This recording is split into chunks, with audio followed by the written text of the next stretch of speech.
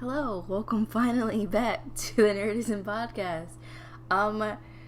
If you've been wondering what happened to this episode that was supposed to be up a couple weeks ago, I lost my voice. This is what happened. For a minute, Audacity was being horrible to me, and then I lost my voice, so I couldn't do these little lovely intro and outro bits that I've been doing lately, and yeah, so we're finally getting this episode. I finally was able to edit the pieces that needed to be trimmed a little bit. And anyway, so what happens in this episode is I got to talk to my friend Bonnie, who lives in Australia. She's amazing, and we had a good laugh about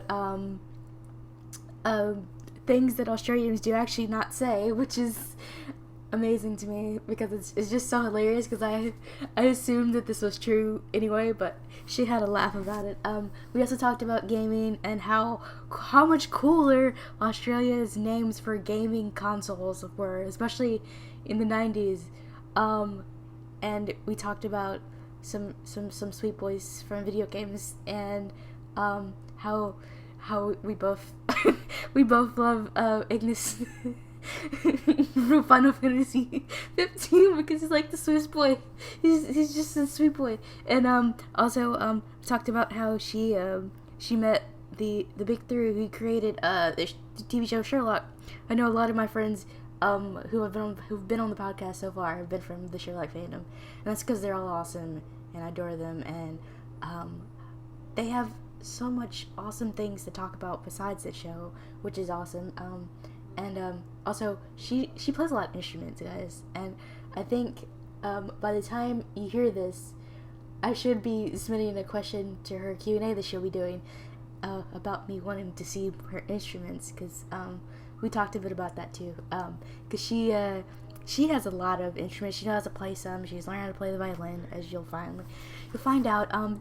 But it was really awesome to finally get to talk to her really late at night for me, because we're on two different time zones completely. She is a day ahead of me.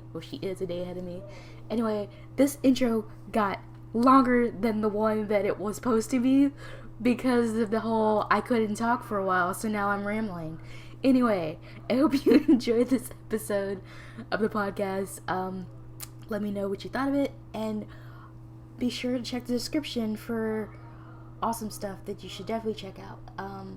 One of which I'll be talking about in the end for our end segment. Anyway, hope you enjoy. Okay, I started recording. Right, I'll stop writing about dispositional optimism and coping mechanisms. It's so funny. Oh my gosh. Where to begin? I had a couple questions, and then my brain always does this when I first try recording. It leaves me.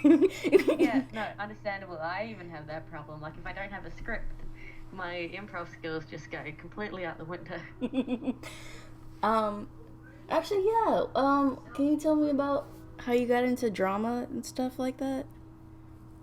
Oh, I don't know. It's just, I guess it was always something. Like, my best friend growing up, him and I, we were next door neighbors from 18 months old until 14. Oh my gosh. So we were always playing make-believe and stuff, and coming up with stories, and so I just really enjoyed drama, and then in year 10 I had this amazing drama teacher who we did theatre of the absurd, and the way he introduced it to us was he put on a recording of a play, and Alan Rickman was in it. It was, I can't remember what it was called, but it was one where they were all dead and they were in urns, and they just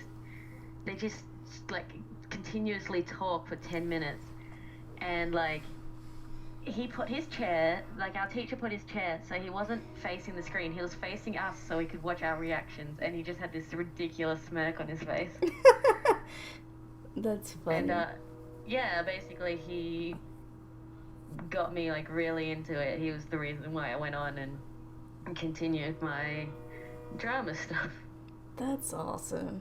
I think Strangely that's cool. enough, he was I'm not sure if he still is, but for a while he became the head of the drama curriculum here, so that's impressive. Yeah, for sure. I want to talk about Mark Gatiss for a second, Because I've been meaning to ask. I know. Obviously. Gotta talk about Mark Gatiss with you. I'm kind of curious, like, did you know him from Doctor Who first, or was it something else? No, actually, it's all Sherlock. Really? I don't like to suspect that it's always Sherlock first, but, you know. You can't be sure, yeah. So, funnily enough, I was into Game of Thrones before Sherlock. Really? Wow. And, you know how he's the banker of Bravos? Yeah, yeah. I remember Lauren had been trying to get me to watch Sherlock since it aired. Like, we were in year 12 when the first season came out. And I was just outright refusing. And I managed to do that with Game of Thrones for less time. But, so we were messaging each other during, I think it was season 4. And I just get this message being in all caps lock, being like, Mycroft's the head of the bank. And I was like, who? What? Why do I care? Which is funny, because then when season 5 aired and he was in it, it was the exact opposite. I sent her a message being like, Mark! That's so funny. So yeah, so then she eventually pinned me down because we went to her house for once instead of mine and made me watch Sherlock. Oh my gosh. And then after we finished Sherlock, I have a friend who's been, again, trying to get me to watch Doctor Who for an eternity. Oh my gosh. And I said, it's the same writers, you know what? I'll do it. And yeah, which comes to another funny story. Whenever it's a Mark episode, I have a strange habit of saying the characters' lines before they do. That's funny. That is funny. I know. And I'm like, shut up. I don't know, that's hard. When you really admire someone, it's hard to not do something like that. I know, but it's like, my friends like to joke that I'm cloned from him, and it just proves them better. That I can predict what they're going to say. Oh my gosh. Okay, I'm gonna switch gears for a second. I probably will come back to Sherlock. But yeah, probably. I know, because, well, obviously, we've talked about gaming a little bit before. What was your, what was your first introduction to, gaming and whatnot? Yeah, so we were talking about gaming. I asked you what your introduction was to gaming. So yeah, my sister, who's 6 years older than me, when I was 1 or 2, got, we call it the Sega Mega Drive, but I believe the rest of the world, other than England, calls it the Genesis. Yeah, Sega Genesis, yeah. Yeah. So yeah, I grew up watching her play Sonic 1 and 2, and I still buy Sonic games regardless of how they sometimes break our hearts with how shit they are. Oh yeah, of course. My little brother loves all the Sonic games. He's always watching people Let's Play, and now we get him some of the I found out he was into Jacksepticeye and Markiplier, and I just thought that was so funny. I was like, I heard a familiar voice, so I walk in the room like, you're watching Markiplier. Hello, everyone. Or you're watching Jacksepticeye. It's so funny. It's weird. Oh. Yeah, so that was it started off with the Sega, and then I think that was it. And then I went over my friend's house, a different male friend's house a lot, when we lived in the country of Australia for a few years, and he had an N64, so that's where I got my introduction to Smash Brothers and Zelda and stuff. Of course, yeah. And then it wasn't until the PlayStation that my sister and I upgraded. That's when we got the PlayStation, and the good old Tony Hawk's games. Of course. I miss the Tony Hawk's games. I do so too. Badly. There was one that me and my brother used to play a lot, and he's at fault for me getting into the Tony Hawk universe at all, X Games and all that. So there was one of the, I think I must have been the first Tony Hawk game that we would play that one over and over and over again. Tony Hawk's Pro Skater 2 was the one here.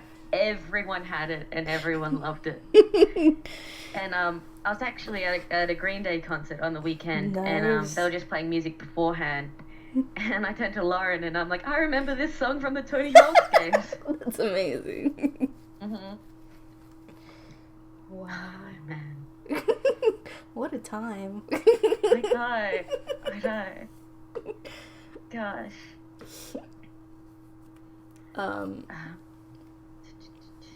Oh yeah, and obviously, as everyone else has said on your bloody podcast, there was obviously the Game Boy and Pokemon as well.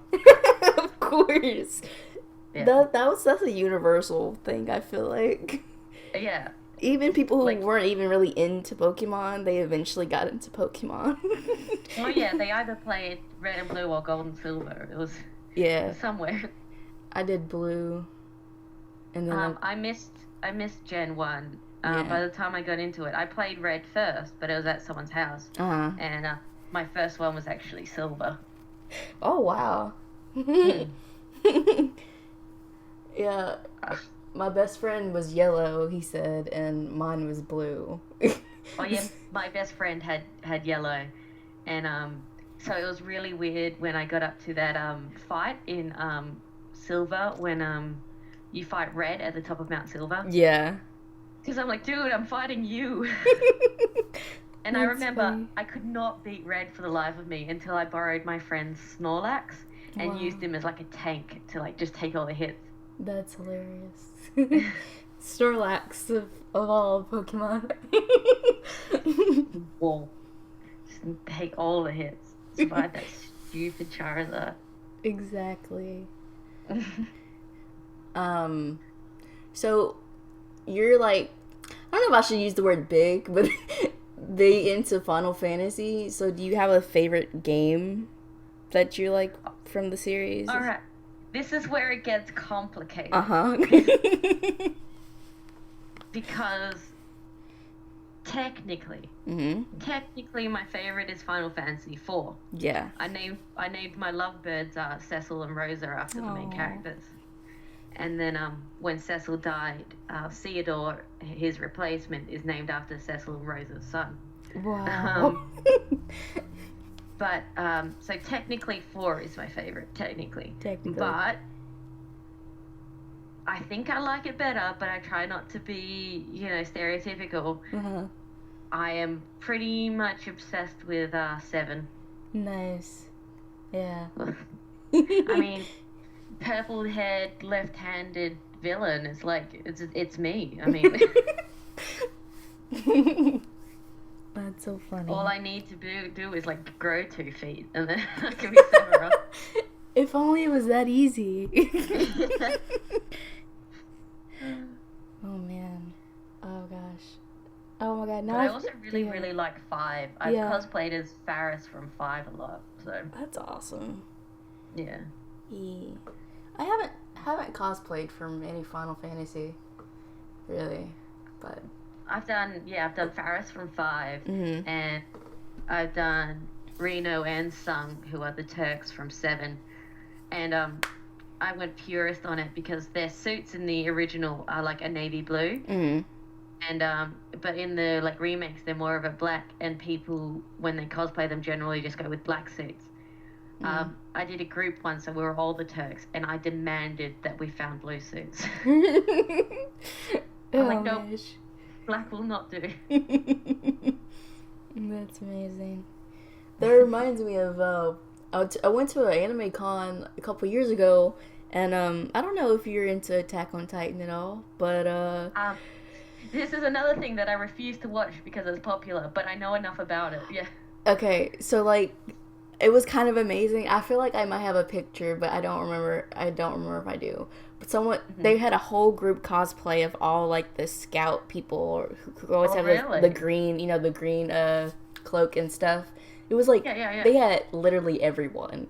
It was the biggest cosplay group I've ever seen in my life. I love impressive groups. It was they just look amazing. so cool. And they were like all in character. So it was kind of so amazing. cool. Yeah. That's why Lauren and I always try to do partner ones, because it looks better when you have someone else like in your group. Mhm. It's just I don't know, like it adds an element to it, like it makes it feel more real. Yeah. I mean, it's nice to do, like, solo cosplays, but it's funner when you do it with someone else. Yeah, totally. Mm-hmm. Yeah. Were you about to add something? I was gonna say that, the last group one Lauren and I did was, Integra and Alucard from Hellsing, and, we were just low-key flirting with each other the whole time. That's hilarious. Oh my gosh. Yeah.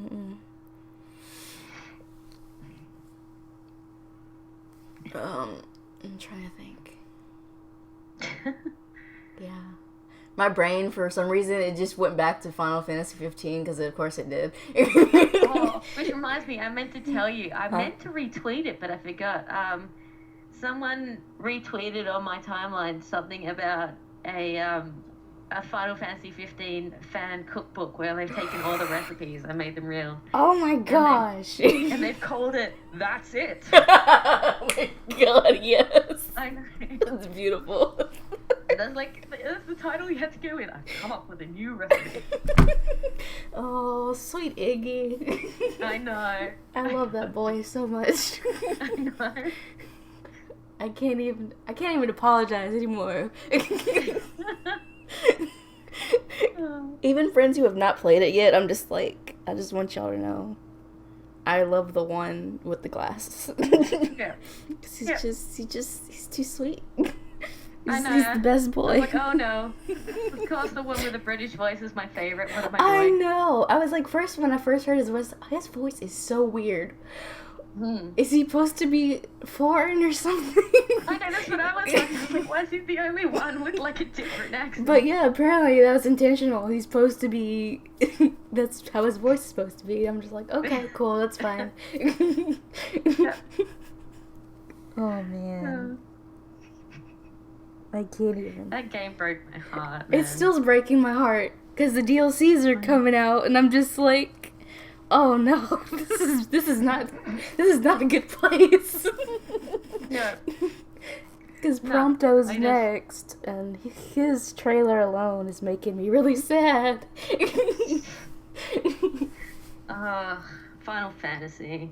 Square Enix just likes to rip people's hearts It's out. true, because I don't know if you ever played the Kingdom Hearts games, but I'm replaying. Well, actually, I found out I never played Birth by Sleep, and so I bought the collection, the 1.5 and 2.5 collection. The 1.5 HD remix. Yeah, that whatever. Yeah, because I played the 1 and 2 and a couple of the other ones that were on the 3DS. But then I was like, I realized when I started Birth by Sleep, I was like, I don't remember any of this story, so I have never played Birth by Sleep before. And, but yeah, I like it. It's very different than the other ones. But speaking of Square Enix, yeah, that's another series that rips my heart to pieces. Yeah. Oh my gosh. Just, they love doing that. And like... Even, like, when characters you don't care about, when something happens to them, you end up caring because the characters you actually do care about are upset. And you're like, no, don't be upset. Exactly. Oh my gosh. I can't. I know. Ugh. Stupid. Ugh. That's why I have to take, that's why it took me forever to finish, Final Fantasy 15 when I finally got it. Because I kept getting really upset. Oh my god. It was just too much pain. I was like, I gotta do this in doses or I'm not gonna make it. Oh, I totally understand. I bought Crisis Core, which is the prequel to Final Fantasy VII. I bought it for the PSP. And because you play as Zack, who is just like, so much cooler than Cloud. Yeah, that's true. I prefer Zack to Cloud. That's because Zack's actually a freaking like balanced person, and Cloud just mopes around like a moron. He does. He mopes around so much. I know. So I was playing that, and it was so much fun, and it was great. And then I got to the part where they're like, oh yeah, you and Sephiroth are gonna go to Nibelheim, and I'm like, well, I'm gonna stop playing now. Oh gosh. Because this is when it turns to shit. So yeah. I'm done. I don't want to live through that again. Thank you. Oh man, freaking Niflheim. I can't. Ugh. Square Enix, man. They're the worst. They are. They're the worst in the best way, but I still I can't handle them. I know. So what are you playing right now? Like, you know, when you have time to play. I just, because I had 2 weeks off both work and uni at the same time, I just basically binged Persona 5. I know. I haven't. See, my brother. Actually, both my brothers are playing that right now. Yeah. But I haven't gotten into Persona. I just haven't. But it looks great because I know what the gameplay is like and the story sort of. But I'm just like, don't play it. It takes over your life. I'm sure you know how there's the system like with social links where you kind of have to talk to your friends to like make your persona stronger. Yeah. I end up thinking about my real life relationships in terms of social links. Oh no. So I'm like, yeah, that one's maxed out. I don't have to see them for a bit. Wait. Oh god. Yeah. That's a new level. Yeah. Yeah. Wow. That happened when I was first played Persona 4 because I played it and then I tried to do a max social link run like straight after it, and so yeah, too much Persona. Oh my gosh, that's hilarious. And I haven't picked it up in a while, but I did get Breath of the Wild. Yeah. Which is very pretty. I know, that's what I hear, but I don't feel like getting a new system. It took me forever to get a PlayStation 4 because I saved up for it. It took me forever to get the PS3 for the same reason. I never got one. My brother, I never really wanted a PS3. My brother had one, so we just used his. But I really wanted my own PlayStation 4, so that I could play things. Because they used to hog it all the time. So. I totally blanked what we were even talking about. Oh yeah, Breath of the Wild. Yeah. I'm sure you've seen all the things about like the Zora Prince. Mm-hmm. Yeah, I'm relieved that the internet is as fascinated with him, because when I got to him, I was like, oh dear God, don't tell me I'm in love with a fish guy. And then the rest of the internet reacted the same way, so I'm like, oh okay. Yes.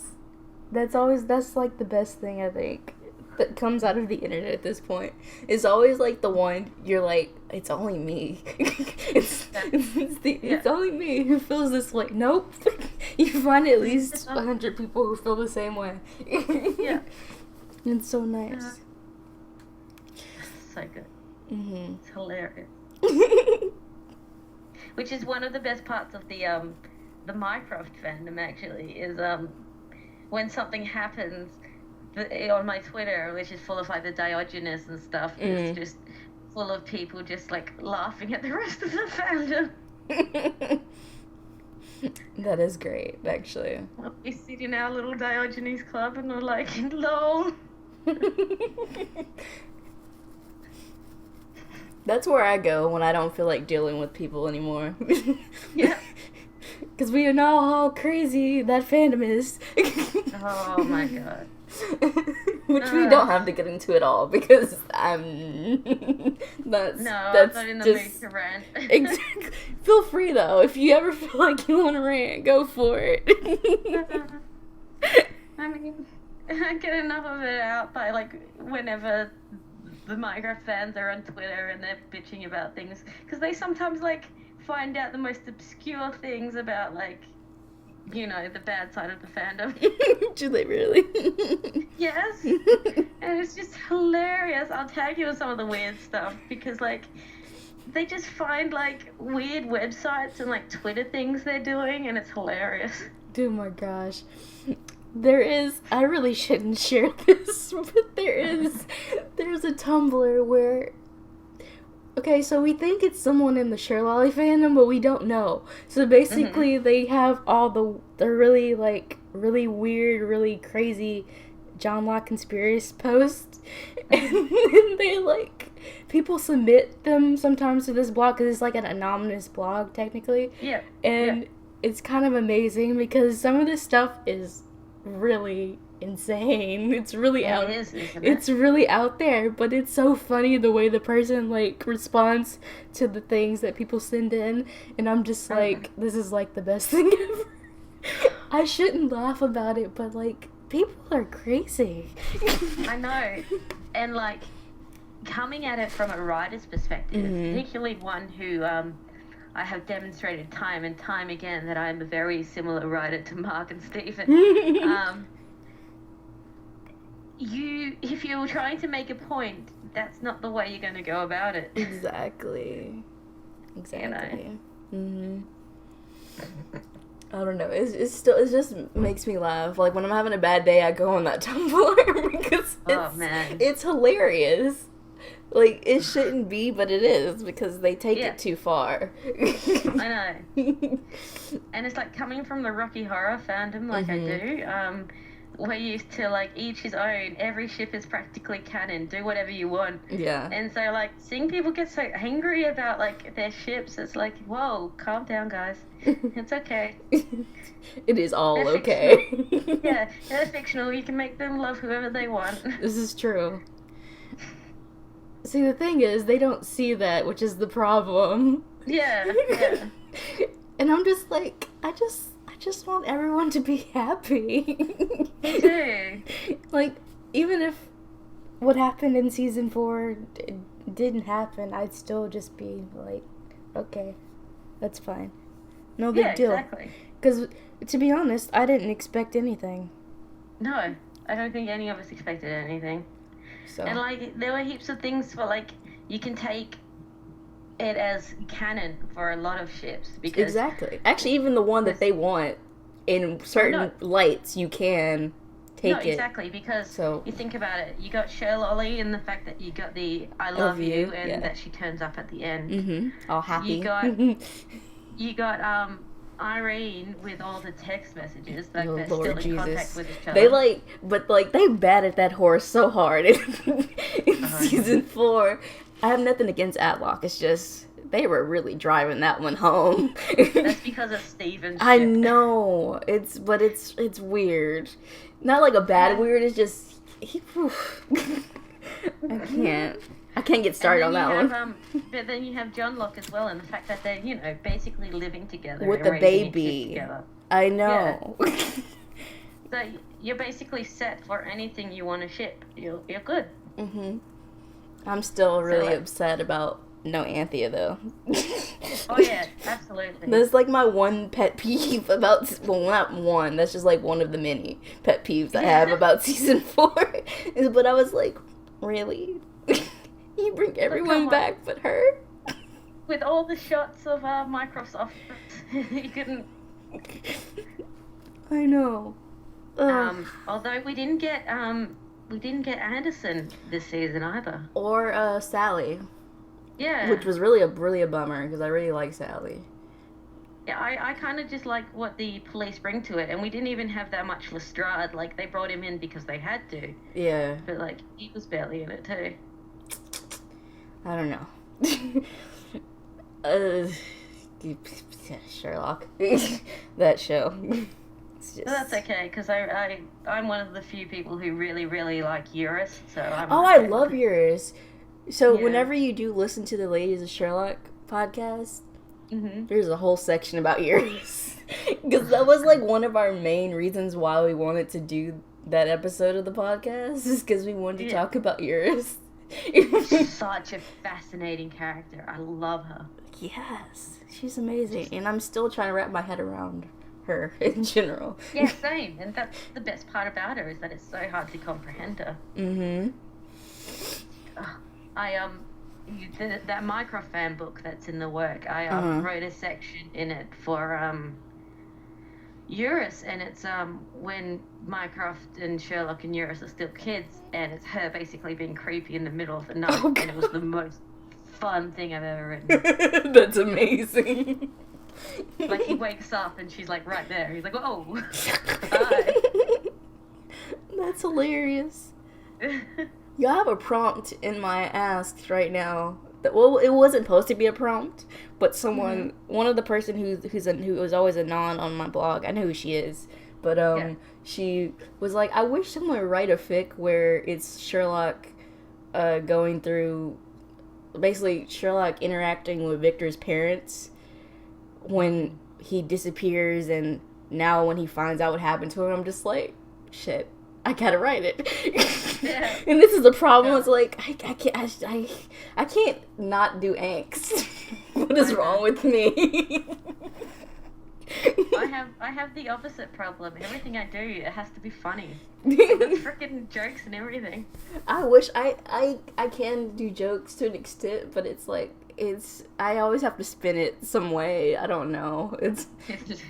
I'm too awkward funny to be I'm too awkward funny to be like really humorous. So I don't know. I'm just a sarcastic weirdo, that's all. Sarcasm is the best. I love it. It's okay until you can't turn it off. Oh, I guess so. Do you tire people when you're like overly sarcastic? Not my friends and stuff, but I'm pretty sure my parents get pretty sick of it.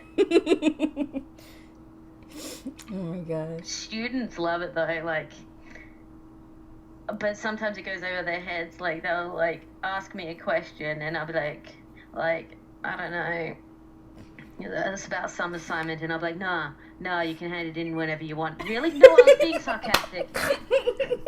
That's hilarious. Yeah. Wow. Yeah. When I had bright purple hair, I was with a bunch of little kids, and they asked me what my favorite color was, and I was like, oh, purple. I don't know if you can tell. And a little girl, I swear she was like 10, looked at me with a deadpan expression and said, no, I can't tell. That's amazing. I love children like take that. Her home. This is the best child. This is just the best child. I know, she was amazing. Oh my gosh. That's hilarious. Wow. I ended up calling her Mini Mycroft because everything that came out of her mouth and the way she spoke to her little brother, it was just the best. Wow. Yeah. Speaking of Mycroft, what do you think about that? I know, I can't. You're like my person that I always think about when I think about Mycroft. So, of course, my head just went, oh, there's a thought. What did you think about that line at the end where Mummy's like, she told Sherlock that he was always the grown up? Yes. What the hell? I can just imagine both the brothers being like, what? Exactly. Hang on. Which one of us is the drug addict and you know, jumped off a building and I don't know, it was ridiculous. But you know, as I'm sure you know with siblings, your parents do say shit like that. I know. Like, what? No. To be fair, we all know who the favorite is in this house. I know. It's not me. It's my little brother. Freaking poor Mycroft. Like, I know, I was like, that's what happens though when you're the responsible one. People just expect it from you. Yeah. And so like the one who does everything wrong, they do something wrong and it's like, oh yeah, typical them. And then the one that's always good does something wrong and it's, how dare you? Yes. Ugh. I can't. The line just gets me so much. I can't. I'm actually up to that bit. The last chapter I posted in my first time for everything was the fight with the parents. Oh yeah, I saw your post about that. I was like, oh man, when I ever get to that chapter, I'm just gonna be like, oh boy. And Sherlock was like awkwardly like trying to be on Mycroft's side without pissing off his parents, which is like what all siblings do. I probably think that's pretty hard for Sherlock. Yeah. Yep. He just, like, left the room and went to, like, fiddle with Anthea's desk and was like, I can't do it anymore. That's hilarious. Oh, boy. I can't. Oh, God. His face in that scene, too, Mycroft, it was like, oh, poor baby. I know. He looked like a hurt dog. I know. Oh, man. And then, the scene with Greg, he's like, look after my brother, won't you? I'm like, oh, God. I know. You're just driving home my feels right now. I know. I'm like, yay, Sherlock, you've developed. He's developed so much after this whole thing. It's great. I know, it's great. It's like he's actually realized that how to care for the people he cares about. I know. Which is really interesting. It's a turning point. So he's like, well, I'm not a complete asshole anymore. Yeah. But he probably still is at times. Oh, yeah, no. There's a difference, right? So just because, like, his personality hasn't changed. Of course. Of course so he's not. still gonna be, like, ridiculous and pompous and think he's awesome. Mm-hmm. It's just, he's gonna care if he accidentally hurts John's feelings or Mycroft's feelings and stuff now. Mm-hmm. And, not wish his brother dead. Oh, of course not. Ugh, that scene, it kills me still. I called it. I knew that was going to happen. I know. I believe we talked about it before the season came out, and I'm still, like, really sad that they still did it. And I'm just like, oh no. It's happening. I called so much of what was going to happen, except for, Eurus being a girl. I know. That's still... Actually, I really love that that's what it was. But at the same time, it's surprising because I think everyone basically figured it'd be a brother. Yeah. But it was not. And also, I think we all presumed it would be, like, older or middle and not the youngest.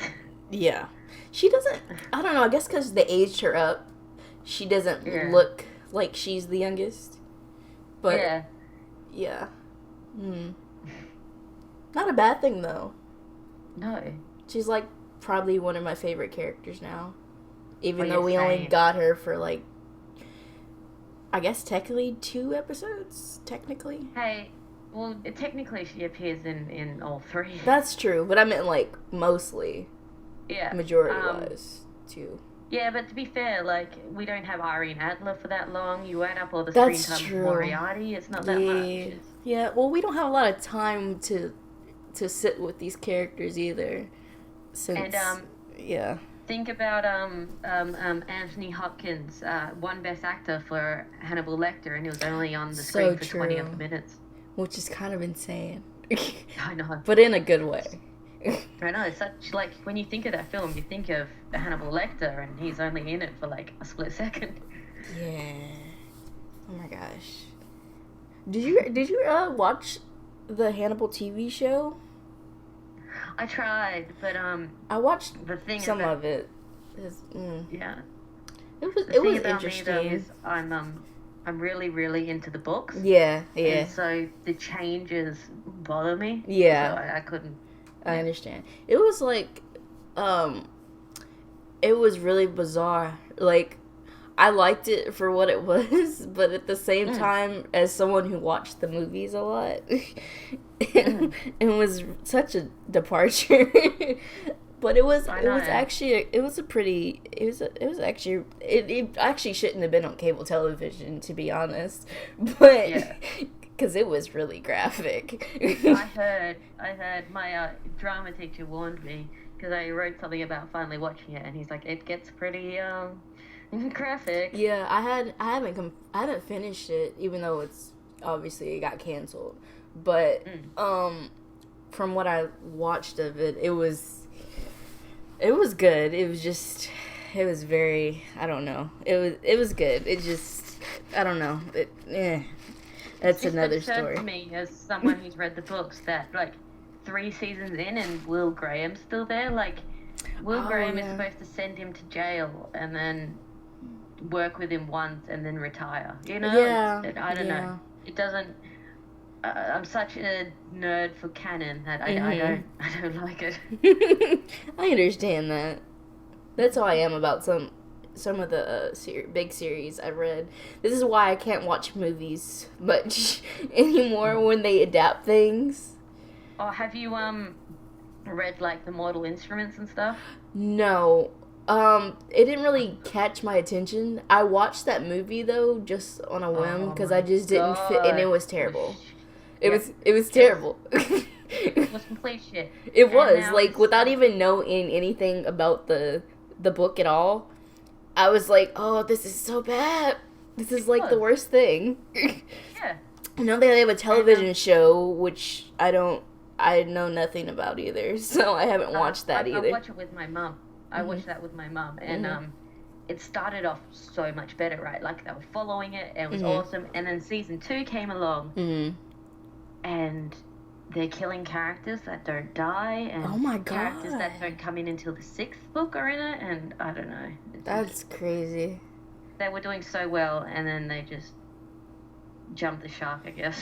Yeah, I know a lot of people who are really into that show, so I'm just like, I don't know. I haven't got on that wagon. I would prefer to read the books probably, but I don't know. Don't know when I ever get there.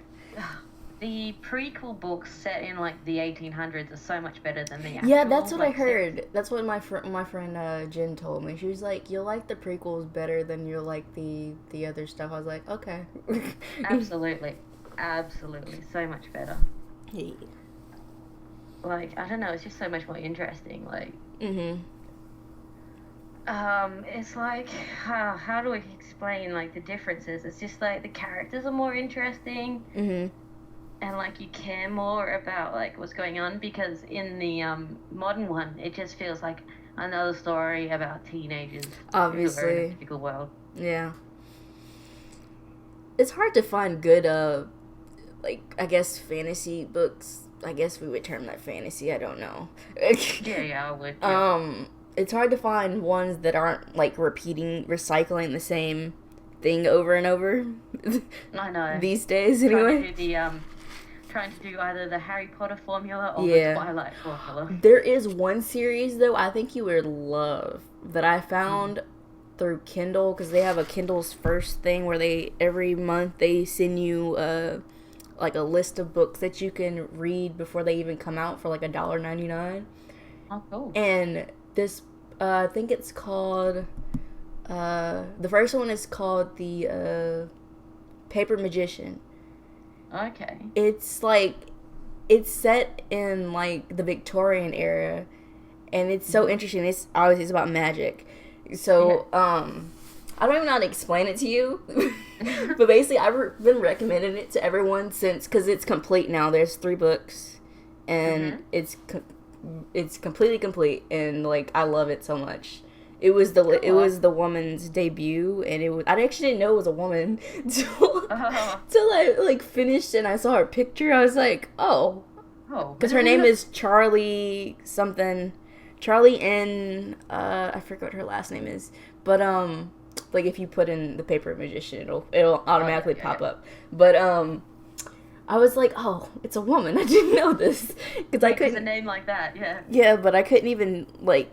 I don't like to stereotype the way people write, but you couldn't really tell either way if it was a woman or a man, which is really rare because men write a certain way, which I don't always like because they write women characters very weird. No, it's like that famous quote from George R.R. Martin when they asked him how he can write such good female characters, and he's like, well, that's the thing. I like to think of women as people. Yes, I love that. Yes. I'm still reading through Game of Thrones, actually. I've read the first 2. Yeah, I'm on the second one, probably almost through. My plan was to read a book and then watch a season, but then I found out that they didn't do it that way. it started to veer off. So I was like, should I actually read and do it that way? And so I just ended up, I'm like on 5, I think, season 5, maybe. Oh, yeah.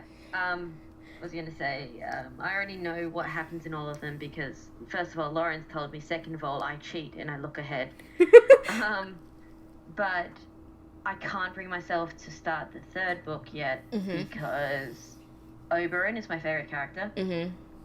And I don't want to suffer through his death again. Aww.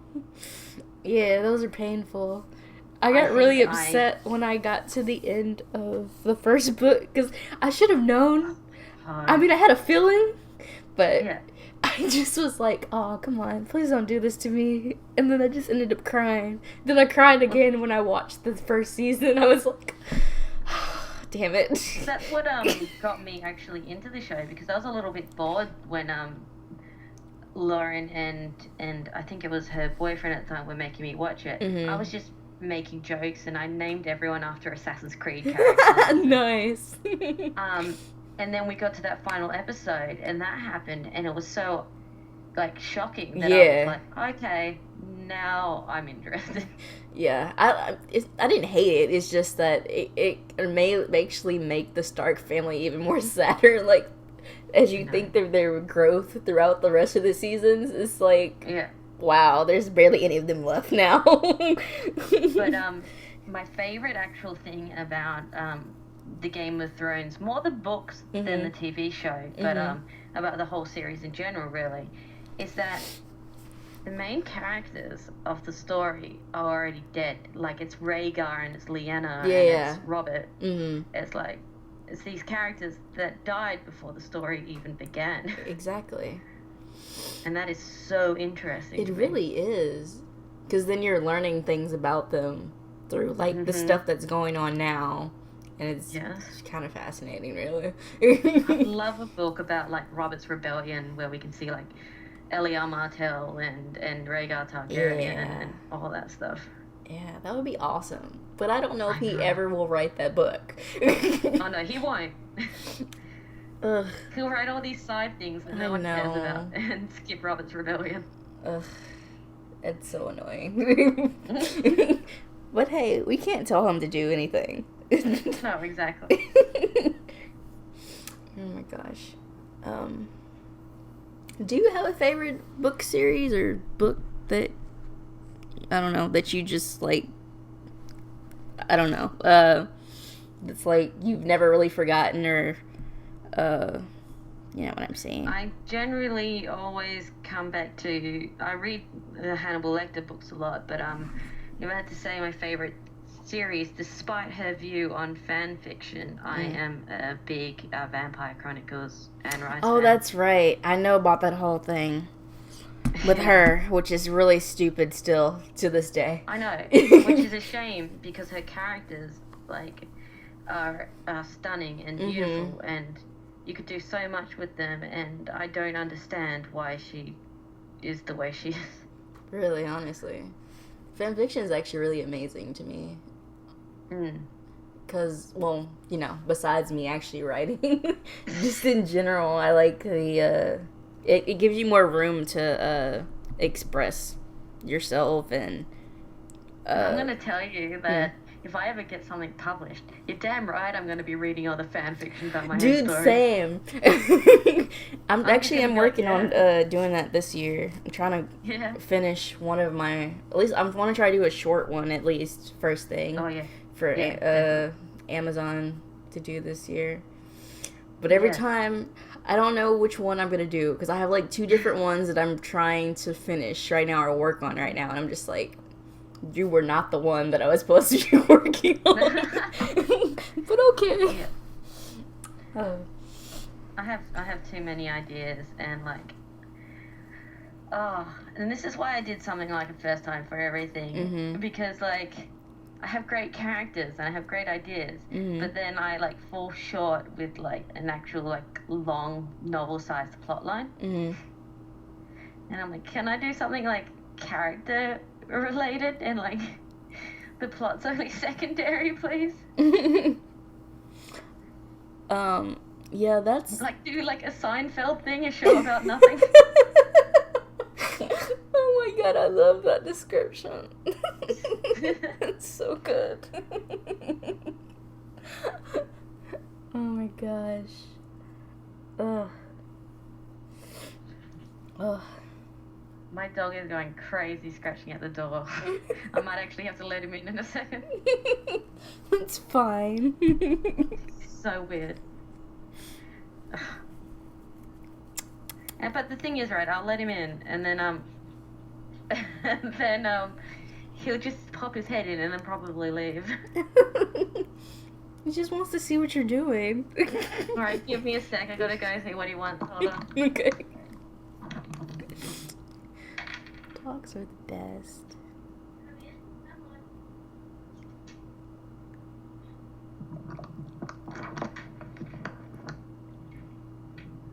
Oh, I think my mum just said he's scared of a blowfly, which is why he wanted it to come in. Oh my gosh. What is that?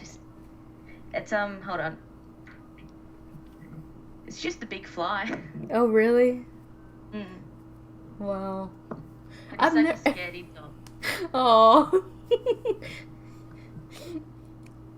Dogs are interesting because they're scared of some of the weirdest things. I know. Toby is because he doesn't like the noise it makes. He's scared of the toaster because it'll set off the fire alarm. Oh my gosh. So whenever the toaster is put on, he bolts in my direction, finds me, and just cowers under me. Oh. Yeah. We're trying Yeah, to... so, Vampire Chronicles, I read them at, like... Well, I read Interview with Vampire first at, like, 13, but then I read it again at, like, 15, 16, and actually got into the series, and, that's where all my nicknames come from. I think it's, Marius calls Louis the tragic vampire in one of the chapters. Because Marius is like this ridiculously happy vampire who's had the worst life possible, but he's just freaking optimistic all the bloody time. And he's like, oh, I love Louis. He's so beautiful. He's the tragic vampire. That's so funny. Freaking Marius. He was like thrown in a tree by druids and like tortured, and he's been like burnt alive and stuff, and he's still just like the happiest vampire out of them. Wow. Speaking of the Vampire Chronicles and stuff, you know they're making a TV series, right? Oh god. Did you hear about that? No. Yeah. They're supposed to... I can't remember if they're doing it from the beginning or not, but they're doing it as sort of anthology style. So every season, I'm assuming, is a different point in time or something like that. Well, a lot of the books, like there's one that's set from Pandora's point of view, then there's one that's Armand's story, so they might like follow one character first. Yeah. So, yeah, it just reminded me that was, I think I heard about that like late last year, was that, or it might have been early this year that I can't remember what station it's supposed to be on, or like, it's probably a different station for y'all, but yeah, I can't remember. Or just Netflix. That's true. I don't know, you're never going to beat the chemistry that Brad Pitt and Tom Cruise managed to get. That's true. Because it's great, because they cut out a lot of the actual dialogue that implies that Lestat and Louis were in a relationship. But because Brad Pitt and Tom Cruise read all the books, they brought it back in subtext. Nice. Yeah, like the way they come up to each other's faces and the way they look at each other, you're like, yep, those two are playing the characters like they're supposed to, like they're in a relationship. Yeah. And I'm really proud of them, like, of that, because like they both just went for it. And same with Antonio Banderas as Armand, which is the worst casting in the world. But because Armand's supposed to be like a 14-year-old Russian. That's hilarious. But same with them, they cut out again the homoerotic subtext between Louis and Armand. But again, Brad Pitt and Antonio Banderas put it back in by the way they interact with each other. That's hilarious. Yeah. And so it it ends up being more fateful than it was supposed to be because the actors made it that way. Oh man, that's the best. What was I going to say? Oh yeah, we're both Death Note fans, aren't we? Yes. Yeah. Lord, that freaking Netflix. That's what reminded me of the TV show, yeah. I'm not watching that. just so you know, I'm not watching that, whatever that is. I'll be the one who watches it, and I'll let you know. Please do, because I'm just like, I cannot.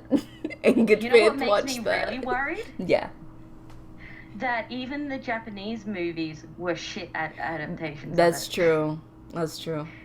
Like, the plots just went crazy in them. And so, like, if the Japanese can't do it, what hope do we have? I have no idea. But I can't even give them any, like, leeway either, because every time they try to make a Hollywood adaptation of an anime or a manga, they screw it up so badly. Dragon Ball? Yes, that's the worst one. That's the worst one. And I haven't watched that one. And I'm just I can't. Oh, man. I don't know, but if Ryuk isn't the comic relief and they make him scary, I'm going to be upset. I don't know. Because it's supposed to be, what is his name? Willem Dafoe's there you go. doing. Yeah. He's supposed to be Ryuk, so I don't know. I don't understand why they couldn't just get the voice actors to do the Shinigami again. Right. That would be awesome. I know. I don't know. I don't know. I can't question. I can't even give an answer to any of their thought process. I forgot. So you know how they released that picture of like Elle and Light sitting at like a cafe in the dark or something? Or, I was like to Lauren, all right, my one problem with this photo, I'm pretty happy with most of it. Like, Elle's sitting the right way, blah, blah, blah. I know it's really moody and, like, that's not supposed to happen yet. But my one problem with this photo is that Elle is wearing shoes. Oh, my God. Yeah, that actually, yes, that would bother me, too. Like, that character, no. He doesn't wear shoes. No. Ugh, Lord. I'm like, maybe if he had the shoes on the ground and then was sitting on the chair without his shoes on, yeah, because he had to leave the house with them, but don't let him wear shoes. I don't know. There's so many problems with this freaking movie. I can't. Just so many. And they changed Misa's name, didn't they? Like, what's wrong with Misa? Oh, yeah, they did. I don't even know what it is now. I honestly have not looked at anything besides... But it doesn't even sound particularly, Asian. It's just Misa. Yeah, they changed a lot of things for no reason. And I'm one of the few people that actually like the successor story and stuff, about, like, Nier and Mello and... So, like, I'm a little easier to please than others, but, like, I don't know. I'm worried. I know. Oh. Actually, since we're on the subject of adaptations of anime, did you go see Ghost in the Shell? Not yet. I really wanted to so badly. I can't do it. It's just like, because I have friends who've seen it, and yeah, they have problems with it too. There's just a lot of things that that make me not want to watch it when it like comes out on like digital or something. But it's just, I don't know. They could have went about it in a better way. They could have done it so well. They could have, which is a real bummer to me, because that's like one of my favorite animes. It goes in the Shell. So good, yeah. It's like one of the best, and I've been waiting for my Cowboy Bebop movie for an I eternity. know, that's actually my favorite anime of all time. I love it. It's like my favorite, and I have the movie also because I love that movie. That movie is so good. I haven't finished it yet, but like I'm a decent way through the anime. So. Oh man.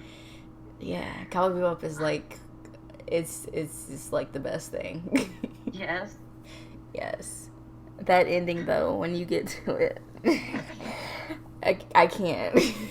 I'm not even. I'm just gonna wait till you get through it, and then we're gonna talk about it. Because it obviously it's only one season, and it ends in a place. In a place. Okay. Yeah, in a place that I can't go into because it's spoilery. Spoiler alert. Yeah. It is a bit ambiguous though, so. Speaking of spoilers, a friend of mine started watching Sherlock recently. Oh man. And I said something, she told me she was on to season 3, and I was like, oh, it's a shame you're past most of the Moriarty content, because Moriarty's awesome. Uh-huh. And she goes, yeah, speaking of which, is he really dead? And I was like, I can't tell you. I'm like, that's half the fun. That's so true, yeah. Yeah. Those are like my favorite kind of stories when friends of my friends finally get into Sherlock or they decide to watch it. It's like my favorite thing to wait for them to see certain scenes just to see how they react to it. Yeah. Oh my gosh. Oh. Lord. That's what Lauren was like.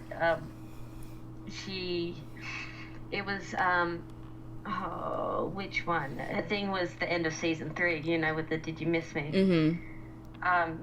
She watched it before she showed it to her then boyfriend, and he apparently got out of his chair and jumped up and down and was like hell excited. That's hilarious. Then when she got around to showing it to me, I just pointed at the screen and yelled, you don't understand, I've already mourned you.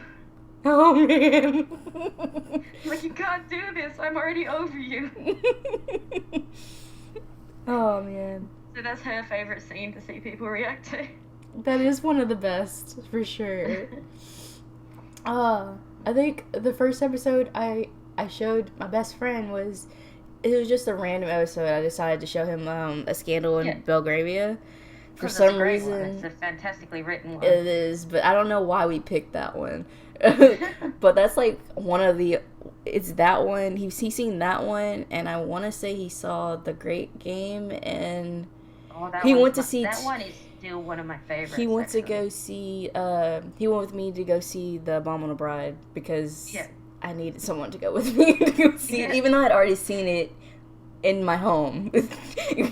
But I needed to go to the movies to see it, and he was kind of tired, so he kept nodding off, but I did wake him up every time the Hooper scenes came up, because that's like one of my highlights of The Abominable Bride was seeing Louise Presley and like look like a man, because it was kind of amazing, especially because he's my best friend's a drag queen, so appreciated it. He loved it. Yeah. But the thing about that theater experience was, he told me afterward, he was like, so there's people behind us being assholes. I was like, oh man. I was like, I expected it. But okay. Yeah. My favorite thing about seeing The Abominable Bride at the cinemas was Lauren and I were reacting a split second before everyone else. Yeah. So like, because we're actually Sherlock nerds. Like, the first time they showed the, Did You Miss Me toe tag or whatever, Lauren and I gasped. 2 seconds passed, the rest of the cinema gasped. That's amazing. Wow. I know, it was great. And Lauren was so mad at me again then, because, again, proving I'm a similar style of writer, I predicted, everything about that from the modern story and everything, and she's like, how do you do that? Man. Oof. That's fun. I love The Abominable Bride, actually. It's good, special. I actually really love that one. People like nitpick it a lot. I'm just like, just watch it and have fun. Yeah, that's all it is. That's all it is. It's not meant to be serious whatsoever. I think that's the problem a lot of people have with what they got out of season 4 as well. So true. Is they expect it to be like, yeah, Stephen and Mark are exceptionally clever men, but they expect it to be really, really clever. And in the end, guys, it's a TV show written by nerds. Yep. By big ass fans who are just trying to have fun and enjoy their thing. Like, this was their hobby. They didn't expect it to be as good as it was. Yeah. So, like, in the end, there's certain formulas that a TV show has to follow, and it's never going to be quite as clever as you expect it to be. Exactly. And that's why I think I came out of it with a lot less problems than a lot of people did. I actually didn't. I felt pretty good about it. Yeah, me too. I mean, I was heartbroken, but as an experience, it was fun. Yeah. I don't know. People just, they expect too much. So my parents called me downstairs a few weeks ago, and it was because the Robert Downey Jr. Sherlock Holmes was on TV. Oh, Lord. And I just went, oh, yeah, and then I was heading back upstairs. And there was a scene with that Mary and John and Sherlock in, like, a, what do you call it, restaurant. And my mum goes, wait, isn't she dead? I'm like, you're thinking of Sherlock. Completely different one. Dead there. I'm like, she hasn't died in this yet, you know, or, like, disappeared, whatever happens to the character. And then I was walking up the stairs. I don't know what they were talking about. But my dad had complained about something that was happening, and then my mum went, no, that's canon. It happens in the modern TV show too. And I was just so proud of my mum in that moment. That is awesome. Yeah. Apparently my mom's fiance wants him and her to watch Sherlock, and I'm just like, I don't know if you're ready for that. Cause my mom's only seen... Yeah, sorry, you go. Because I got her into Orphan Black for some reason somehow. Oh, yeah. Which I love. I love Orphan Black. And I'm really sad it's ending this next season. Yeah. But, because I have all the DVDs for all the seasons, and she was like, let me just watch this. Let me see what this is about. I'm like, first of all, I need to let you know there are lesbians and there's sex involved with those lesbians. And she's like, yeah, that's fine.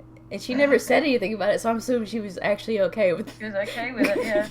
Like, I don't know if she realized, how detailed you this was. Because when she asked me, like, what it's about, I was like, it's about clones. And she was like, what? What do you mean it's about clones? She's like, I don't know if I'm ready for that. Then a couple months later, she comes and grabs season 1 out of my room and starts watching. And she's immediately hooked. I'm like, see? Told you. Oh my gosh. As far as Charlotte's concerned, my mum's only seen a few episodes, but she's one of those people who has problems sitting still for like a long period of time. So she's only watched like the first episode and The Great Game, and she was walking in and out during other episodes. So she knows bits and pieces, but oh my god, my favorite thing is we were watching The Great Game, and as soon as Molly walks in with her boyfriend, oh my gosh, my mum points to the screen and goes, that's Moriarty, isn't it? And I just turn to her and I'm like, how? How can you do that? It's amazing. How did you work that out? Oh my gosh, that's hilarious. She always does that with things. It's ridiculous. That's amazing. Like, I that's why I wanted... She was not going to, but I wanted to watch Game of Thrones because she just is amazing at predicting things. She's not going to, though. Stupid. Yeah, I have season 1 on DVD, and that's like the only season of Game of Thrones that I own. And my mom tried to watch it, and she can't watch it because there's too much, she says. With all the sex and stuff, she's like, see, my mom's not ready for that. Yeah, my mom's thing would be like the medieval fantasy aspects of it, which is really weird to me because like she's read the Mortal Instruments and she's read like Harry Potter and stuff, and she's good with all that. But when it's set in like medieval times, it's like, and has like dragons, I think that's when it crosses a barrier with her. But dragons are amazing. I know. I love dragons. I know. That's actually what got me interested in Game of Thrones, was the fact that there were dragons. Yeah, that was it. Love it. I love dragons. Oh, man. Now I have 2 dogs in here. One's under the desk and one's like to the side. That's awesome. We're trying to find another dog. We haven't had a dog since, I want to say 2010, because I had a dog. I had a dog and it got hit, so it died. It was really sad. I was so distraught about it. I understand. I've had similar experience. He didn't make it to a year, which was really sad. He was almost a year, and then that's devastating. Yeah, that was a rough one. But I haven't had an animal since then. It makes me sad because I love animals. Oh, I'm actually really annoyed now because I named Toby before I knew there was a dog in Sherlock Holmes called Toby, and I'm like, no, guys, no, he's named after my own fictional character. He's named after a vampire character I created at 16. Like, this isn't me being a nerd. This is my thing. Don't. That's hilarious. I know. I was gonna ask you about that. No, complete accident. It's usually people either name their animals Toby, like who are in the Sherlock fandom. It's either because of the dog or because of Molly's cat. Yeah, I was gonna say that, yeah. Which I still kind of find it funny that they named her cat Toby, and then they actually had the dog. And they brought in Toby later, yeah. Yeah, I was like, I figured they would just name it the other name. I can't remember. In like the original canon, there's, I want to say it's Gladstone is the dog. Yeah. It's Watson's dog. But I think it was a different breed. I can't remember. Yeah. I can't remember because that was supposed to be a hound and the other one was something else. I don't remember. I actually have my... Stephen and Mark just added a lot of like little references in that they thought they'd never get to, and then... Exactly. Which is fine, but like the consistency did not work for that one. But the only good thing is why I just like to say to people, it was written by nerds. It's okay. Yeah, but that's Stephen fine. himself basically calls it a glorified fan fiction. So. I mean, it literally is. Yeah. Oh my gosh, that show. I'm interested to see what they're going to be up to, though, because did you know they're both leaving Doctor Who as well? That's what I heard, but I hadn't really...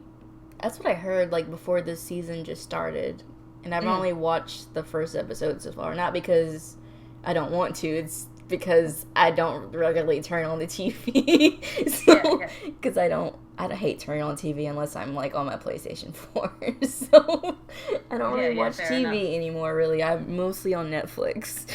Yeah, or YouTube. Exactly, that's it. But yeah, so I called it. I was like to Lauren when they announced Stephen was leaving. I said, well, Mark will probably leave too, because those two have you kind of now just associate them with each other. Yeah. Like, Mark's not the head of Doctor Who, but he still gets asked questions about it because of frickin' Stephen. Mm-hmm. And I was right, he is leaving too. And it makes me curious that if they're not going to work on Sherlock and they're not on Doctor Who anymore, if they're going to do something else together. Maybe. I wouldn't be surprised if they did. Because they're bros. Exactly. They're always up to something. Yeah. And I think, like, Sue and Ian are just like, yep, okay. Mm-hmm. They just go along with whatever they want to do. Run along. Go do your crazy stuff. Pretty much. I love that, like, did you hear that Sue was teasing them on the Abominable Bride and was like, oh, we don't have enough money to do the waterfall scene, just to tease them? Yeah. They're like, no! It's still hilarious. I love Sue. She's so funny. Oh, I love Sue too.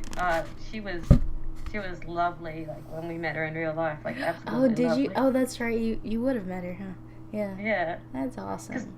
That's actually how we got to talk to Stephen, because, you know, Mark was actually doing photos and stuff, so that's how we got to talk to him.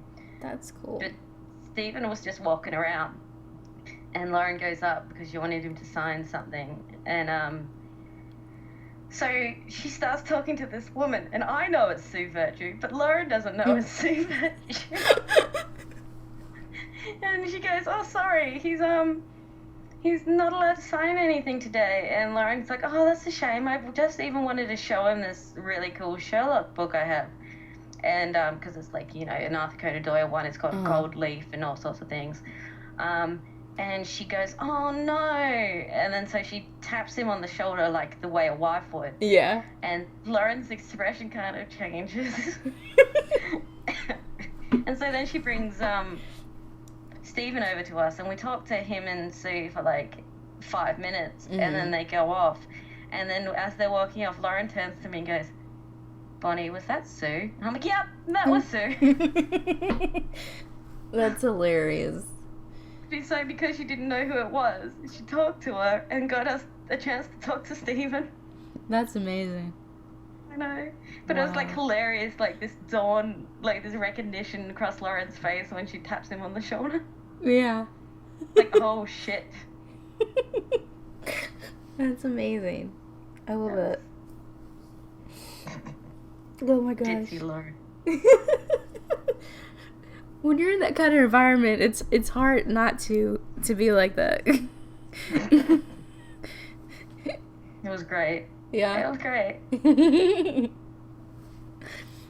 Speaking of, so apparently, I don't know how active you've been in YouTube lately, but you know, Markiplier is doing a live show.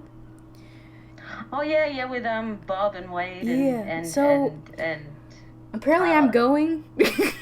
Really? Yeah. A friend of mine who I haven't seen in a very long time, I saw on Facebook that she wanted to go, but no one was giving her an answer if they wanted to go with her, yeah, I was like, dude, I'll go with you. Because I didn't even remember that this was a thing.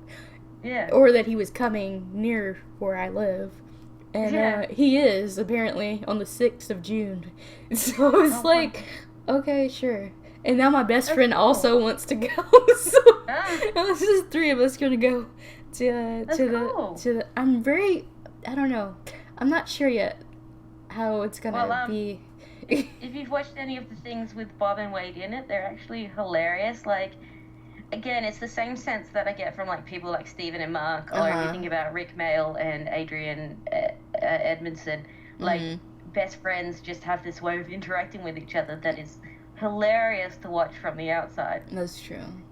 And they're actually really funny together, so it should be good. Yeah, I watched some stuff of them with them together. It's just I'm not sure yet. I watched his video he posted today, and I was just like, I don't know what I'm watching. What was that? It's called Markiplier TV, and it's the most bizarre thing. I on my notifications right now, but I haven't watched it. It's the most bizarre. I had to explain this to my friend Jen.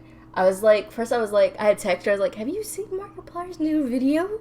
She was like, no, and I was like, so it's called Markiplier TV, and it feels like a parody of 90s, like, television and stuff. Because it, like, opens with, like, I don't know if you watched Full House or anything like that. Oh, yeah. But, like, the beginning of it is, like, the opening credits of Full House. It's so weird. What? Yeah, like, with like, everyone, and then it has some weird filters. There's a lot of different other shows and stuff he's parodying, but it's so bizarre. Yeah. And afterward, I was like, I don't know if I like that or not. Yeah. I'll have to watch it and let you know what I think. Yeah, it was weird. I was just like, okay, that's cool. I guess whatever you're doing, Mark. Yeah, keep going. Oh my gosh. Yeah. I think I mentioned the game that I kind of helped get made, I guess. I saw you writing something about it on I don't know if it was Twitter or Tumblr. It was one of the two. The internet blurs together. Yeah. Apparently, like, a whole bunch of YouTubers voiced on it, and I didn't know. So Jacksepticeye is one of the people who's. Oh, is that pinstripe? Yes, game? It's amazing. Yeah. It's gorgeous. Is it? Yes, I've been playing. Well, I'm stuck at this one part that I cannot figure out because it's a platformer type game. Yeah. It's really interesting. But I haven't found Jack's character yet. I found PewDiePie apparently. He's one of the first ones, but his voice is not annoying, and I wouldn't have known it was him. That's surprising. Yeah, I guess it's the way the character acts is why it's not annoying, and I almost didn't know it was him because it almost does not sound like him, but you can kind of hear his voice just a little bit in the mannerisms of the character.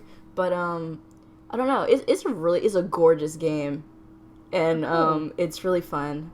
So I have other friends who are probably going to start playing it now too. I'm like, so yeah, this is a really cool game that you definitely need to check out. Yeah, it's awesome. I'll put that on my wish list. So then next time I have some spare cash, I'll get it. Yeah, it's really fun. I've been making Lauren play Undertale. Oh my gosh! Couple months. And then our next group cosplay, well, our duo cosplay, is we're going to do Kemi's. And so like the generic look, and then the shop Kool-Aid girl one, and we're gonna run around with like cornflakes with like corn crossed out with Tam written, and try to sell it for money for Kool-Aid. That's amazing. Yeah. Wow. So, and my dogs are weird. What are they doing? I don't know. He's just kind of staring at the door right now. Does he want to leave? I don't know. I told him once he came in he wasn't leaving. Aww. Stupid dogs. Oh man, that reminds me of the cat. Technically, I do have a cat, but it's not. It doesn't live with me. It's me and my best friend. We kind of basically we have a cat together that lives with his parents, which is kind of funny because he lives with his boyfriend. But so he can take the cat with him and stuff. Nah, yeah.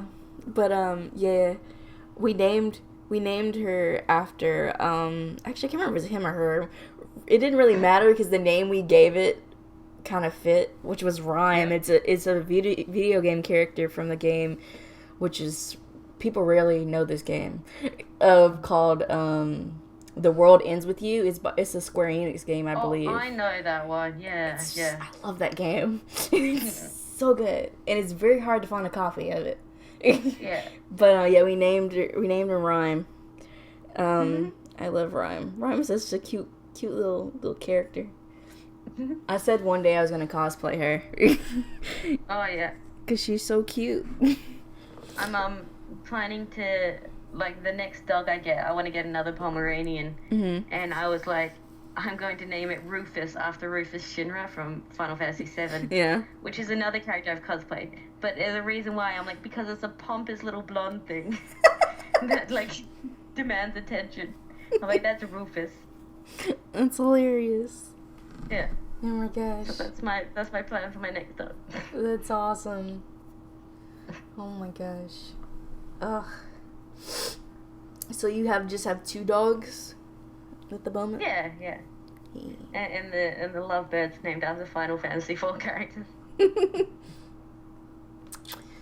I would love to have birds, but I don't think anyone in this house would want to have birds.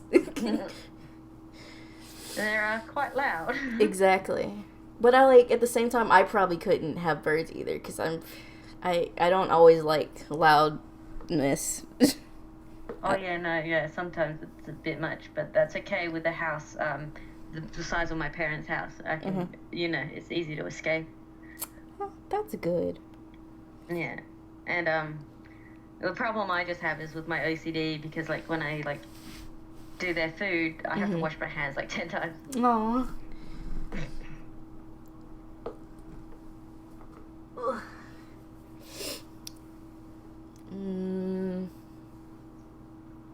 Whoa. Hold on a sec. Okay. Pardon? Yeah, if that's what you want. Do you? Alright, sorry, my mom came in to talk about dinner. It's cool. No big deal.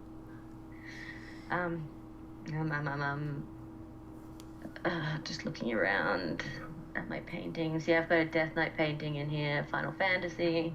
There's the Minecraft one I worked on for the fan book. Mm-hmm. Which I can't release pictures of yet because... Dang it. Yeah. It's so good too. Well, for me, anyway. Yay. I like painting. Yeah. But the thing is, it takes up so much time. Yeah. I think it's worth it at the end. Oh, yeah, totally. Mm-hmm. I used to do art, sort of. Not good art, but art nonetheless. Because I took art in high school. And what I've always done like doodles and watercolors and stuff.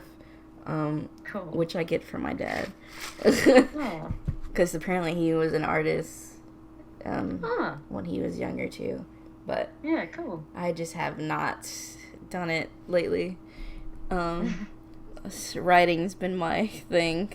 Yeah, same. So, I haven't had time for anything else. Same. I don't know. I'm lucky I can write as quickly as I can.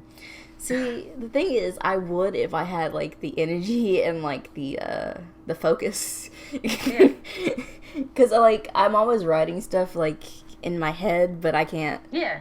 I just, for some reason, I can't always, when I want to write, it's, like, either too late at night for me to, like, I should be, like, sleeping at the point when I'm writing.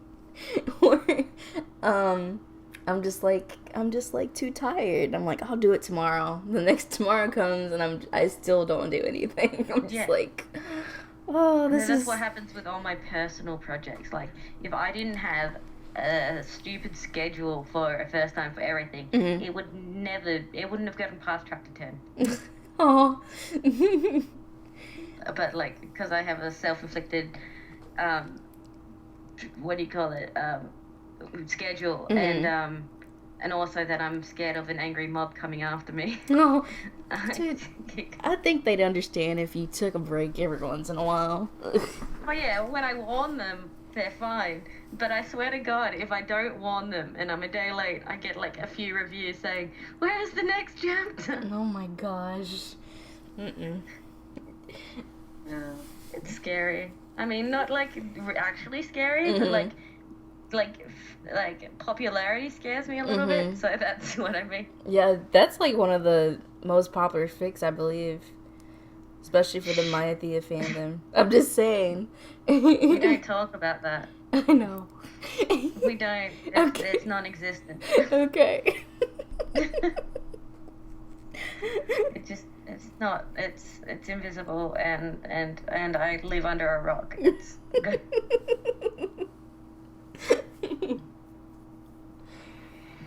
What? I don't even understand. I'm really thankful to the Sherlock fandom though, because I haven't been like this heavily involved in a fandom since the days of my Rocky Horror Forum and stuff like that.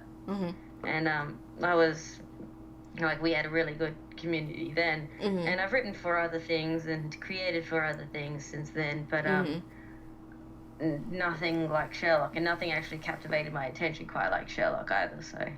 Yeah, I have the same feeling. I started with anime fanfic, as I feel like most people I know did, apparently. And then,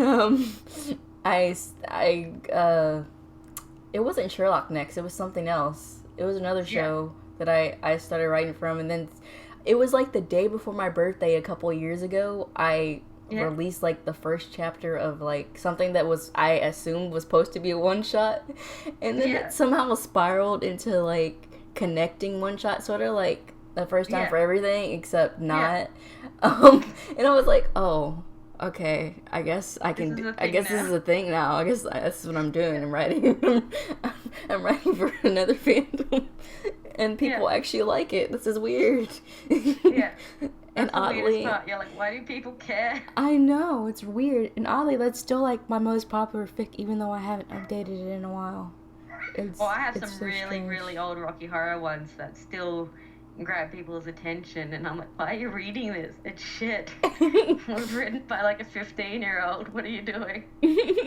People find like some of the oldest things the most fascinating, which is kind of weird to me. There's a lot of stuff that I written like when I first got into the Sherlock fandom that I'm just like, it's not that I regret writing them, it's just I know that my writing has changed so much that it's really bad. Dude, I can't even read the first like 20 chapters of the first time for everything anymore. It just makes me cringe and cry. No. I want to go hide. No. I'm like, what is this? Why did people stick with this? How is this at all interesting? Hey, it's all about the build-up. No, but it's not even that. It's like, there's no description. Like, what is this person even talking about?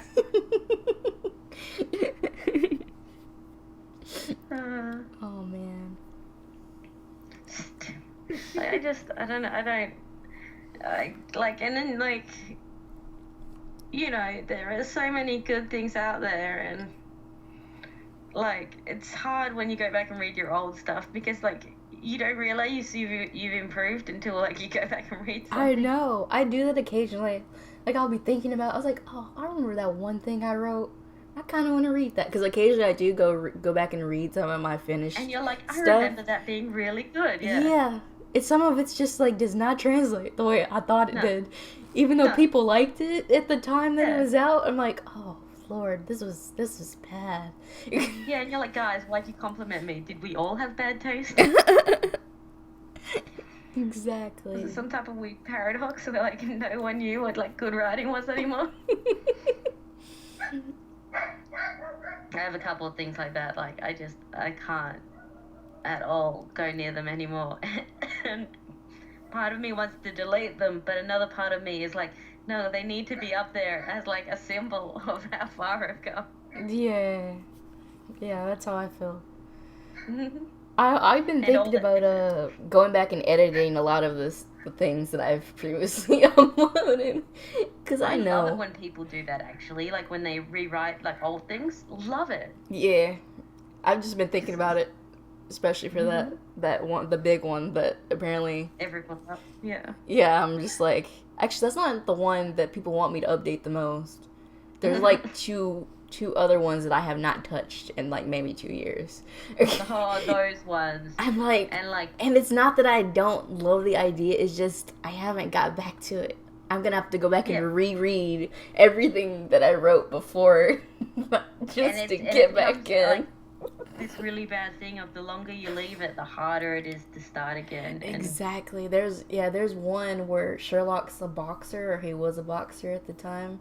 And that's one of the ones that people are just like, are you gonna update this one? I'm like, yes, I'm not gonna leave it unfinished. It's just the muse is not there right now.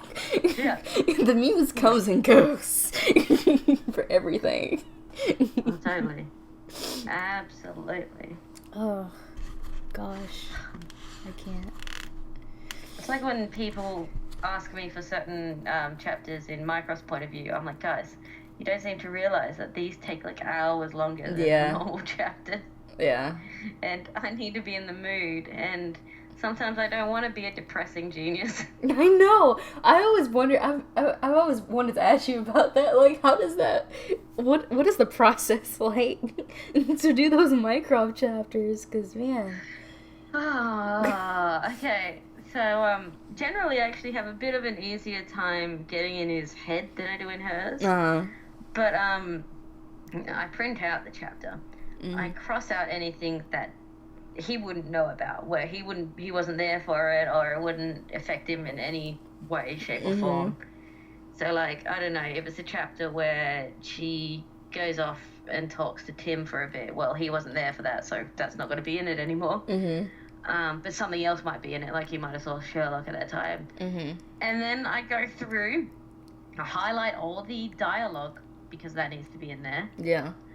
And then in a different color, I highlight any character movement that happens. Like if someone moves from one side of the room to another, or if they, I don't know, pick up a cup or wipe their nose, because that's got to be consistent too.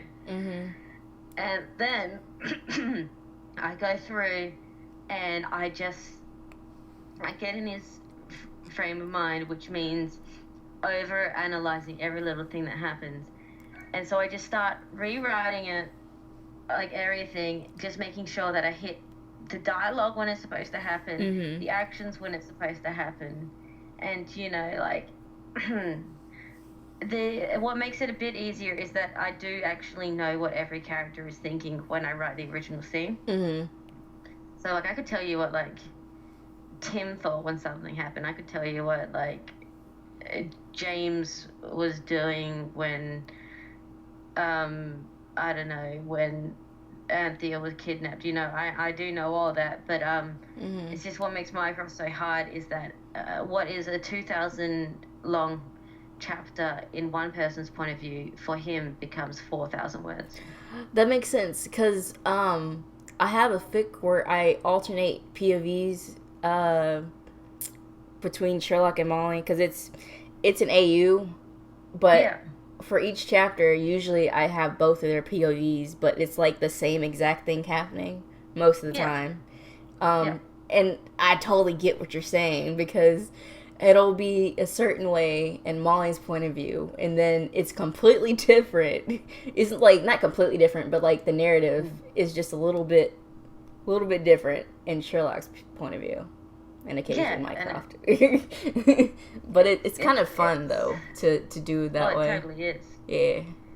And what's always interesting for me actually is when some of the big chapters came out, like for example the Kiss one, and everyone was like really, really, really mad at Mycroft about.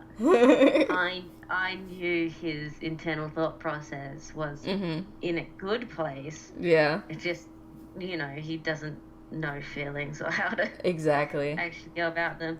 And so I was like, this is going to be fun when I finally get to the POV. And I was right. Everyone was all suddenly like, oh, poor guy, I didn't realize he was thinking like this. I was like, I did. Yeah. I definitely did. I guess it's different for people who do write for these characters. Because you understand. Yeah, you can put their mindset. You can be there, but it's harder for people who just read and don't get it the same way. Yeah. And that's what I always try when people ask advice.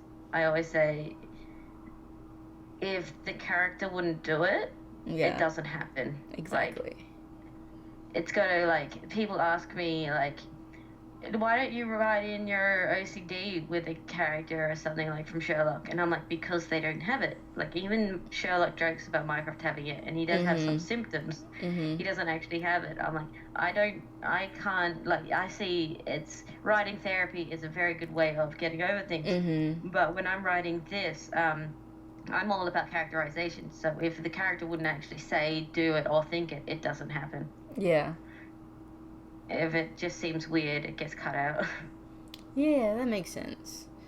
I'm a bit that way too, because people, well, I guess I will say that the opposite side of the fandom, they try to say that certain people write, I guess Sherlock in particular, they say they put him as OC, and I'm just like, no. Not actually. It's more of a perspective than if you actually wrote him out of character. Yeah, totally. And that's the thing. It's just because it doesn't happen that way doesn't mean it's not in character. And it's that's the thing, and that's my problem with what people are doing with Mycroft and Sherlock and stuff. Is that these characters, and the beauty of them is because they're not really sexual beings, is that it doesn't matter. You don't have to put them in corners of gay and straight and stuff. You can have more fun with it. And like me on the asexual spectrum, I absolutely adore that Mycroft and Sherlock are freaking ambiguous as hell. Yeah. You can't just we don't know what they are, so we can do whatever we want with them. Exactly. That's what I find fun, actually, about kind of exploring that part of it. A lot of people, obviously, they try to just narrow it down to either Sherlock's, he has to be gay, or he's straight, completely straight. No, actually, I don't think he's either. No. He's ace, maybe pan. I don't think he's completely bi. Did I tell you when I had Minecraft in the first time for everything, confirm that he was absolutely asexual, like bi-romantic but asexual? No. So that happens. You'll get to it in a later chapter, and I had one commenter on Archive of Our Own so mad that he's asexual. Oh boy. So mad, and I'm like, where have you been? Wow. That's like, amazing. I know, I'm like, it's not going to change anything. He's still a person. It's okay. Exactly. Oh my god. I was so mad, and I don't understand why. To this day, it's like, how dare he not want to have sex? Dude, it's a thing. A lot of people don't want to, so, I mean... Yeah. Hello. Yeah, I'm one of the people who has yet to do that. It's a personal choice as much as it is just... Yeah. That's why I'm always like, when people ask me to write smut, I'm like, you don't want me to, because I've written it, and I always either feel really weird about it or I'm like really into it. It kind of just depends on like what am I trying to write, but I don't go out of my way. Yeah, foreplay is fun. Oh my gosh, this episode took a turn. But I love it. Yeah. It's I don't know. It's interesting. But I always find it funny when people try to make that argument. They're like, how would you know what it's like if you've never done it? Well, there's lots of things you can look at. Yeah. It's so funny. Lauren likes to joke that, and another friend of mine, that they find it weird that amongst our group of friends, like, I'm the asexual virgin, and I understand and are more comfortable talking about sex than a lot of our, like, heteronormative friends. That's hilarious. Yeah, they're like, it's so much easier talking to you. I'm like, that's because I'm for like a very do whatever you want point of view, and like I'm open to it, and those guys are just like scared to talk about it. Yeah, they're really awkward people who are. I don't like to like label it, but it's usually straight people who feel awkward about talking about either sex or I guess other orientations, what have you. They just feel really weird about it because they don't see it, I guess, or they just don't. I get so many weird questions from them about like my asexuality. It's hilarious. Yeah, I got a question when I came out as being bi, like officially, sort of. Yeah. I didn't not like on Tumblr. It was on Facebook. I didn't exactly come out. It was around the time. I guess that was when Trump got elected, which unfortunately is the time when a lot of people start talking about stuff. I was just ranting, and then I was like, "Hey, I was talking about how as a bi person or whatever. Yeah. I didn't exactly say bi. I was like, I'm the B letter, and then I found out like. I went to my grandma's house like I think it was like a week later, and she was like, "Oh, I saw how you slipped that in there." I was like, yeah, no one really asked anything except one guy who's like a friend of mine who I hadn't talked to in a while, and he was like, "So I didn't know that you were bi." I was like, "Yeah,"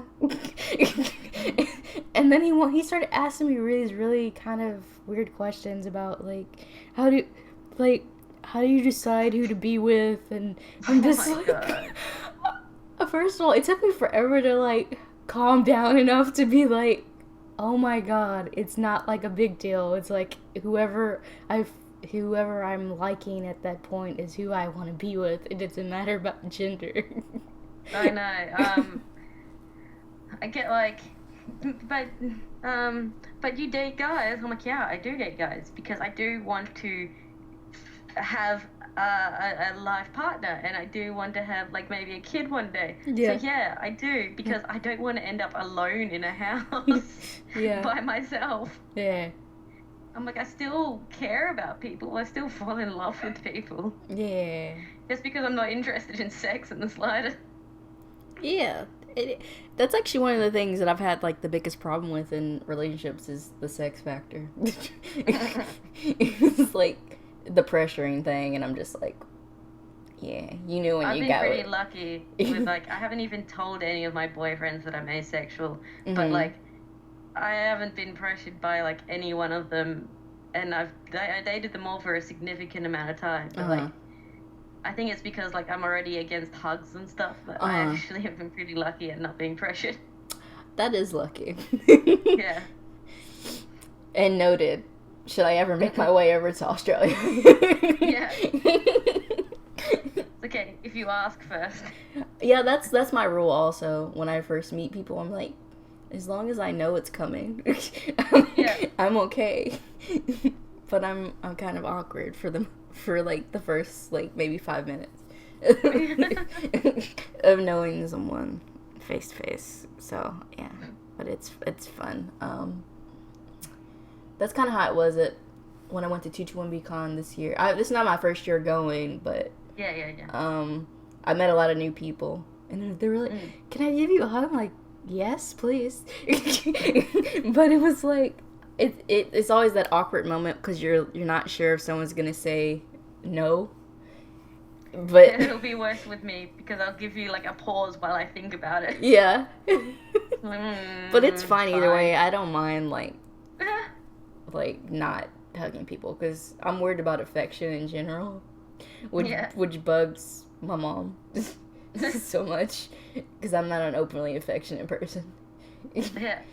But hey, I can't change that. It's just how I am. I'm the same. I can't. But speaking of the bisexual thing and the weird questions. So there was a weird period on Anthea's blog where someone asked, aren't you worried that because Mycroft is attracted to both sexes that he's double likely to cheat? What the hell? I know, and Anthea was like, no, because it's him and that's not in his personality type anyway. That's so true. But and just because you're attracted to more people doesn't mean you're more likely to. Oh my gosh, that's so weird. And then it got even weirder because followed, and, like, it was obviously the same person. They then did the same sort of thing with the asexual thing, which was like, but if you're asexual, why have you even had sex? And it's like, because he's asexual, not dead. That's such a brilliant answer, though. Like, because it's still a biological need. Yeah, exactly.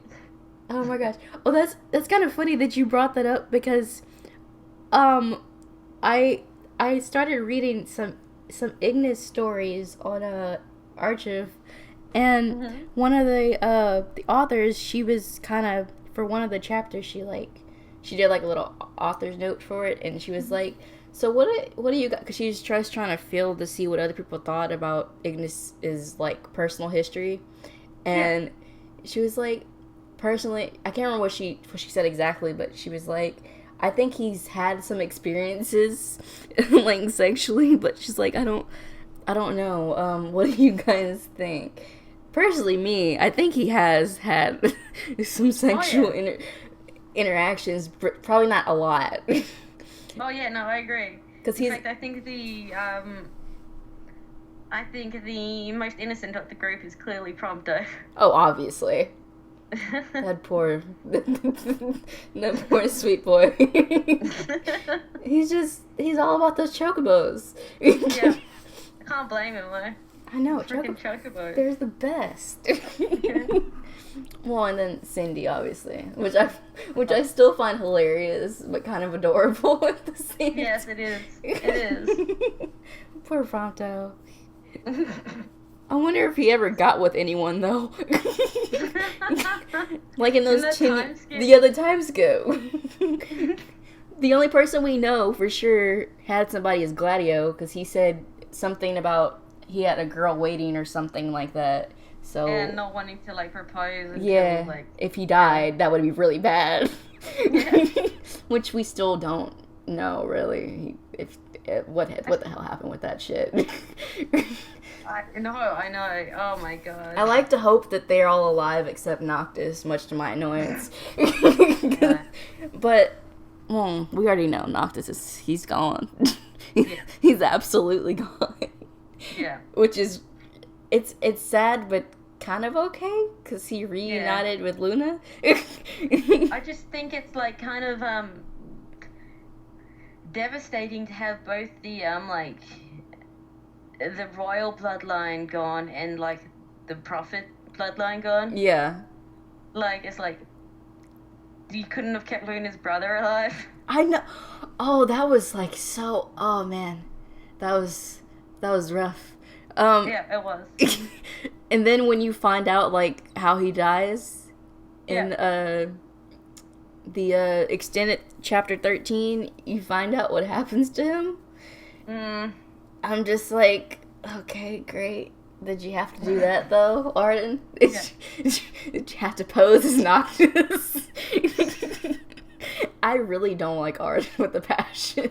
Oh no, he's just creepy. I have a friend who loves him, and I'm just like, I respect you because you're my friend, but I hate that dude.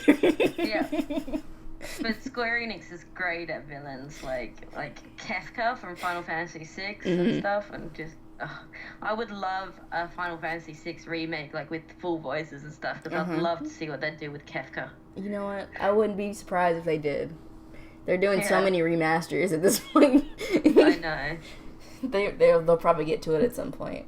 And like 6 is one of those ones that like fans adore to pieces. So. Yeah.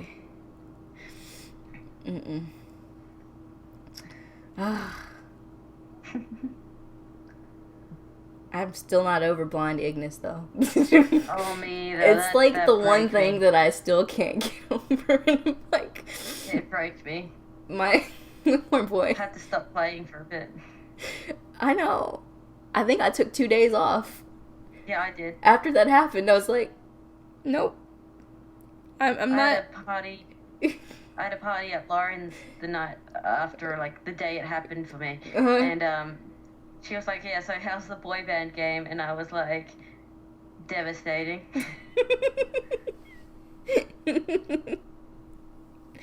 Oh, man. That's basically the best way to explain that game. Oh, yeah, totally. I mean, they all wear black too, so, you know. I know. And then, like, when they're all in their glaive outfits... They remind me of My Chemical Romance in the Black Braid era. Oh, that's hilarious. Someone has an edit of them like that, though. Like, actual...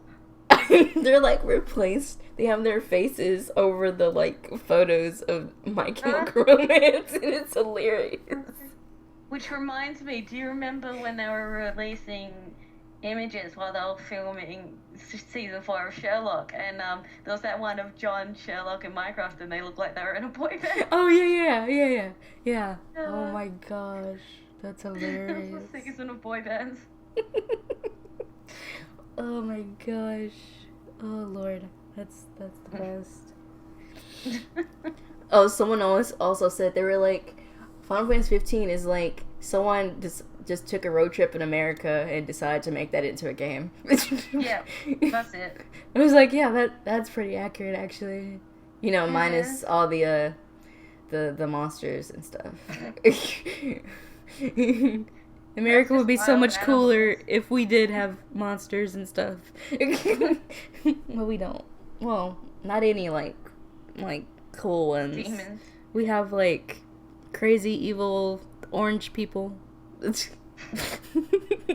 He's also our president for some reason. Oh my gosh. Oh dear. I love making that joke. The Cheeto. Cheeto, yeah. It's a Cheeto. We're just over here. We're all just stupefied that he got in, like absolutely. We stupefied. still don't know how the hell he got in. Well, we know how, but we know yeah. we don't really like it at all. Ridiculous. Though I absolutely adore Alec Baldwin's impression. I know, it's the best. You know, he's so offended by that, which is so hilarious to me. It makes it better. Yeah. Yes. It's like, obviously, he got Alec that right. Baldwin, though. Like, I loved him 30 Rock and everything. Yeah, he's awesome. He's funny. He's really good at those type of characters. I know. They were made for him, apparently. Oh my gosh. Oof. That's okay. We don't have a very good leader at the moment either, but our leader was just white douche number 1 or white douche number 2. Oh So, gosh. Yeah. Man. That's rough. Yeah. To be honest, the world, except I just have to say Canada's dude is like the best. Oh, everyone loves Trudeau him. is the best. I know. I love that guy. He posted a picture Everyone- yesterday wearing Star Wars socks. Oh my god. It was amazing. I forget what Wow. it was on Twitter, and it was like he said something funny in the caption. I just started laughing. He's funny. Yes, we need more people like that. We do. They're very And, like, limited. We had a female prime minister for a while, but she Mhm. was a douche. Oh damn. Yeah. And the funny thing about her was, alright, so, going off topic, but this is just hilarious. That's fine. So, Kevin Rudd was in power. And then they did, like, this whole, like, seriously, it was like a Julius Caesar backstab thing. Oh my god. And all of a sudden, Julia Gillard was in power. And then they had an election and she won because the other guy was less liked than her. And then while she was prime minister, they did another, like, Julia Caesar backstab. And all suddenly Kevin Rudd was in charge again. That's so bizarre and weird. I know. And then when Tony Abbott was prime minister, they forced him to drop down, and Malcolm Turnbull took over. And it's like, for some reason, since like the one that was prime minister from like when I was like 2 to like 14, since him, it's just been like Game of Thrones. Literally. Yes. That's wow. Backstabbing and everything. That's crazy. Wow. Politics, man. I know. Crazy. Mm-hmm. Oof. And they don't do anything. They all have the same freaking policies here as well. At least, like, with you guys, the Democrats and Republicans are very obviously different. Oh, yeah. Definitely. Here, Labour and Liberal are, like, I don't know, like, one of them's trying to be more conservative, but, like, then they don't want to offend people. And then the other one's trying to be more, like, out there and, like, democratic, but then they don't want to offend people either. Wow. So you then end up with like, yeah, we'll make gay marriage legal here, if everyone's okay with it. Oh, God. That's so bad, man. Yeah. So it's not legal in Australia? No, I mean, it might be in Sydney, but like, no, still not a nationwide thing, even though we all voted for it and both sides say they're for it. They still haven't made it a thing yet. That's so weird. That's so bizarre. I know, and considering Sydney is like one of the gay capitals of the world, you'd expect, but I don't know. That's crazy. Hey, our indigenous people were considered flora and fauna until like Oh, God. 50 years ago, so I'm not surprised. Wow. Yeah, we have a really bad history with things like that. Oh, man. That's what happens when you found a country with convicts. I mean, yeah, that sounds about right. History is weird, though. Yeah. But it's also fascinating. That was like one of my favorite subjects in school, even though it's slowly, though they only taught us a specific kind of history, which was Texas history. Well, no, we had Texas history, and then we also had social studies. They're two different things. One is just all about Texas, and then the other is like about the rest of the world. And oh my god! How the world came to be. It was bizarre. I think I only did that for like 2 years. Most of our history was Australian history, all World War One and Two. Oh my gosh. It's so weird, man. Oh my god. I can't. Oh, I have one last question, and then I'll let you go. And I don't know why I didn't start with this. But I wanted to talk about the instruments that you play. Like, where did you start with your instruments, and like, which ones are you like still playing? I know you got a new violin. A while back. A little bit while back. Alright, so I'm a classically trained guitarist, so nice. I got a guitar at I don't know what age, like I don't know, like 10 or something. Mm-hmm. Got home lessons, got into my high school for academic scholarship and for the music program. Wow. And so I did classical guitar there, and it was a classical school, so like I can basically play a whole bunch of Spanish crap. Cool. So I got that. I also have my electric guitar and my bass. Mm-hmm. But like, once you play guitar, you can play any type of like guitar or bass. You're fine. Mm-hmm. They taught us basic piano skills, so I teach myself basic piano songs occasionally. Most of my songs come from like musicals and stuff like that. Uh-huh. What else? I taught myself how to play the ocarina because of Zelda. Obviously. Yeah. I have a saxophone, but I'm really bad at wind instruments, so I'm not good at it. And then, my next thing I'm going to learn properly is the violin. Yeah. That'll be interesting. Once my wrist heals properly, and I can play. How is your wrist, by the way? A lot better. So now it's just like, before it hurt all the time, and now I'm just I'm wearing the wrist guard thing just like when I'm typing and stuff to avoid hurting it again. I mean, I'm always hurt, so. Dude, I understand that pain. That's me daily. Literally all the time. There's not a day that I'm not in pain. Well, actually, no, that's a lie. It's very rare. Actually, while I was in Atlanta for Teacher One Con, I actually was fine, which was really weird. Yeah? Really bizarre.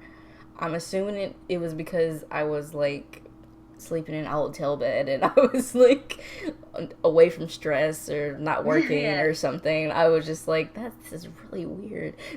But it was nice. For, like, 4 days. Being well. Oh, okay. Wow.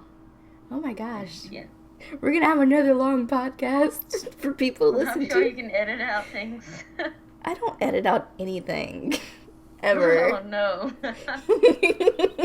People always ask me, they're like, do you ever edit out anything? No.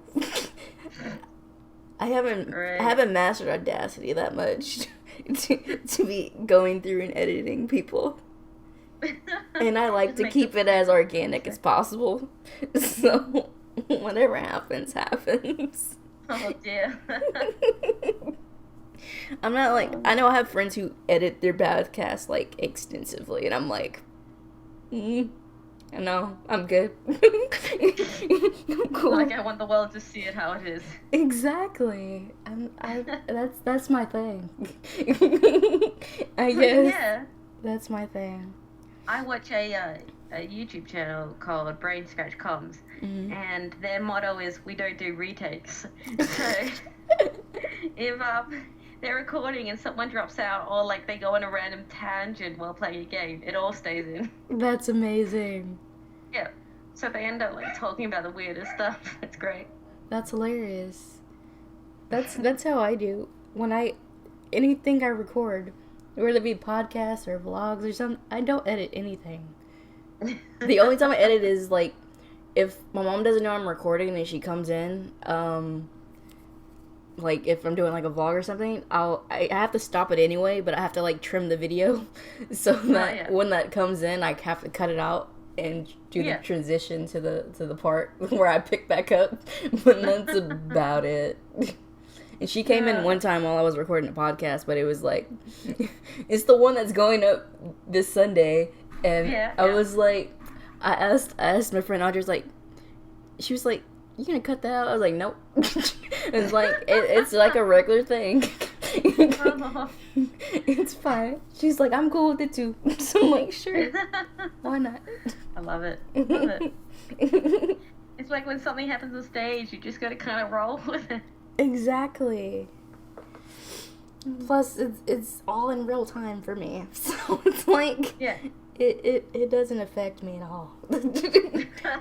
Plus, people seem to like that part of it.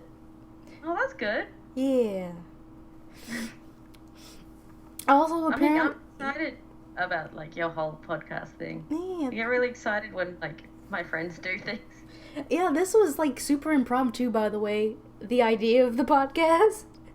I just decided one day that I wanted to do a podcast, and I was like, it's just gonna be me talking to friends and maybe like new people who I've never talked to, and like and talk about stuff that they're like really into. We might be into the same thing, and that's basically all it's gonna be.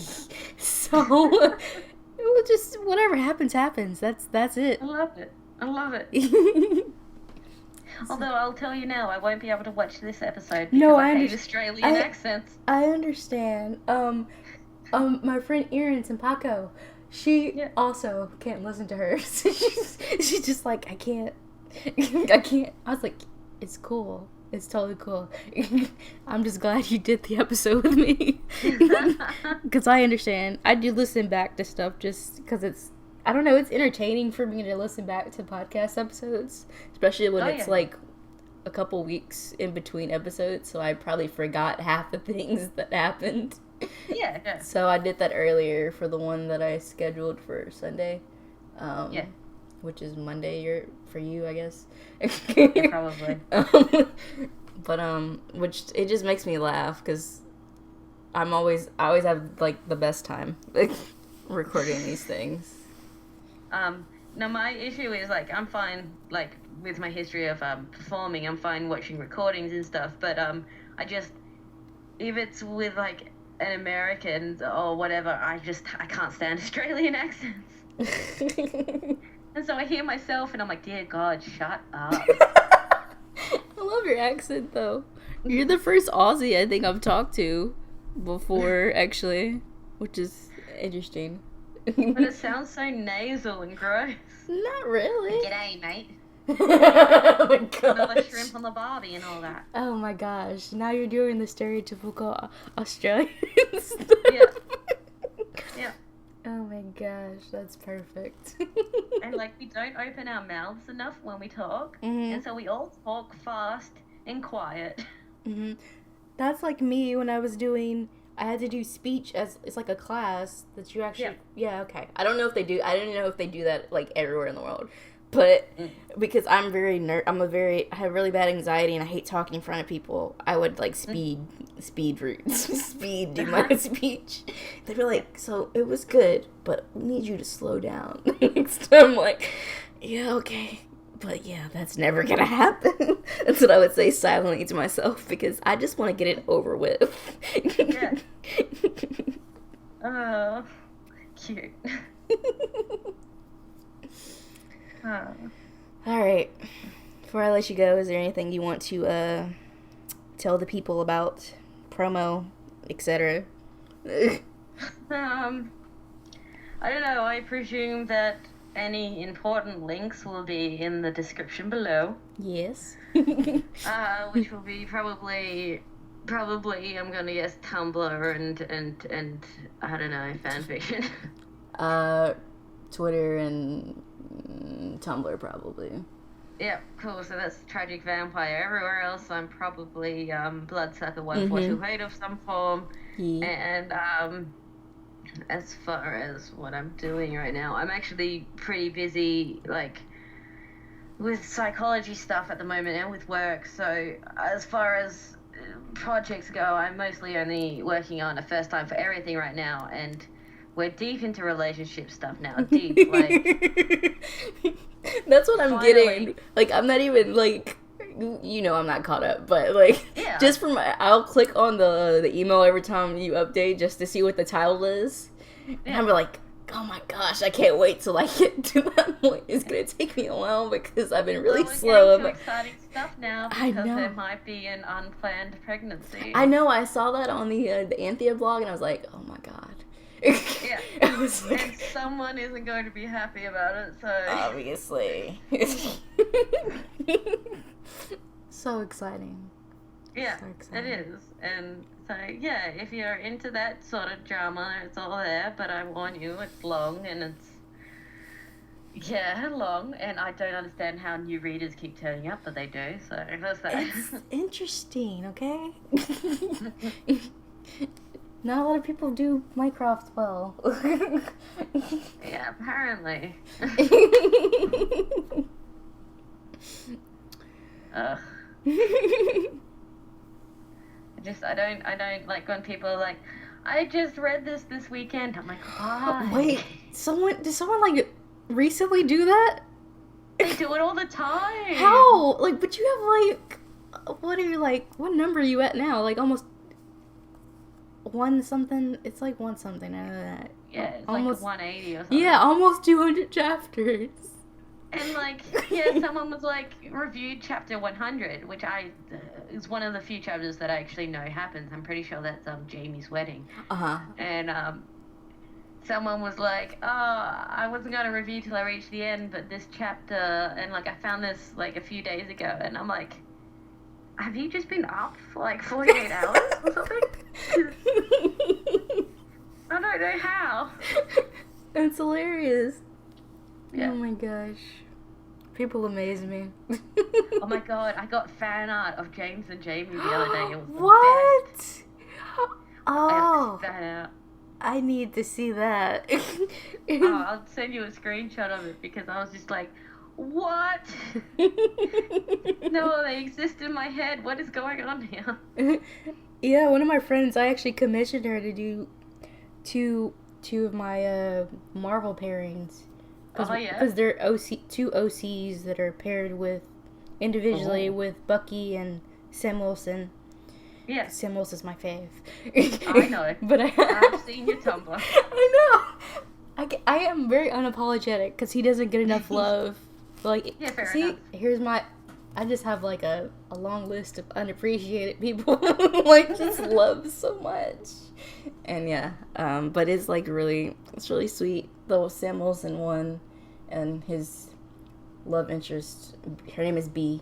Like the insect bee. B-E. Yeah. It's really cute. That's my wallpaper on my computer.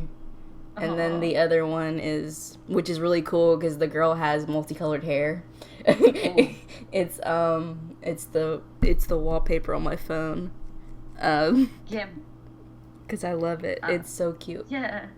My lock screen on my iPad is actually this really, really amazing artwork someone did of Jamie, like back when chapter 100 was new, and it's like at her wedding, and like, I'm never getting over it. So, Oh, that's amazing.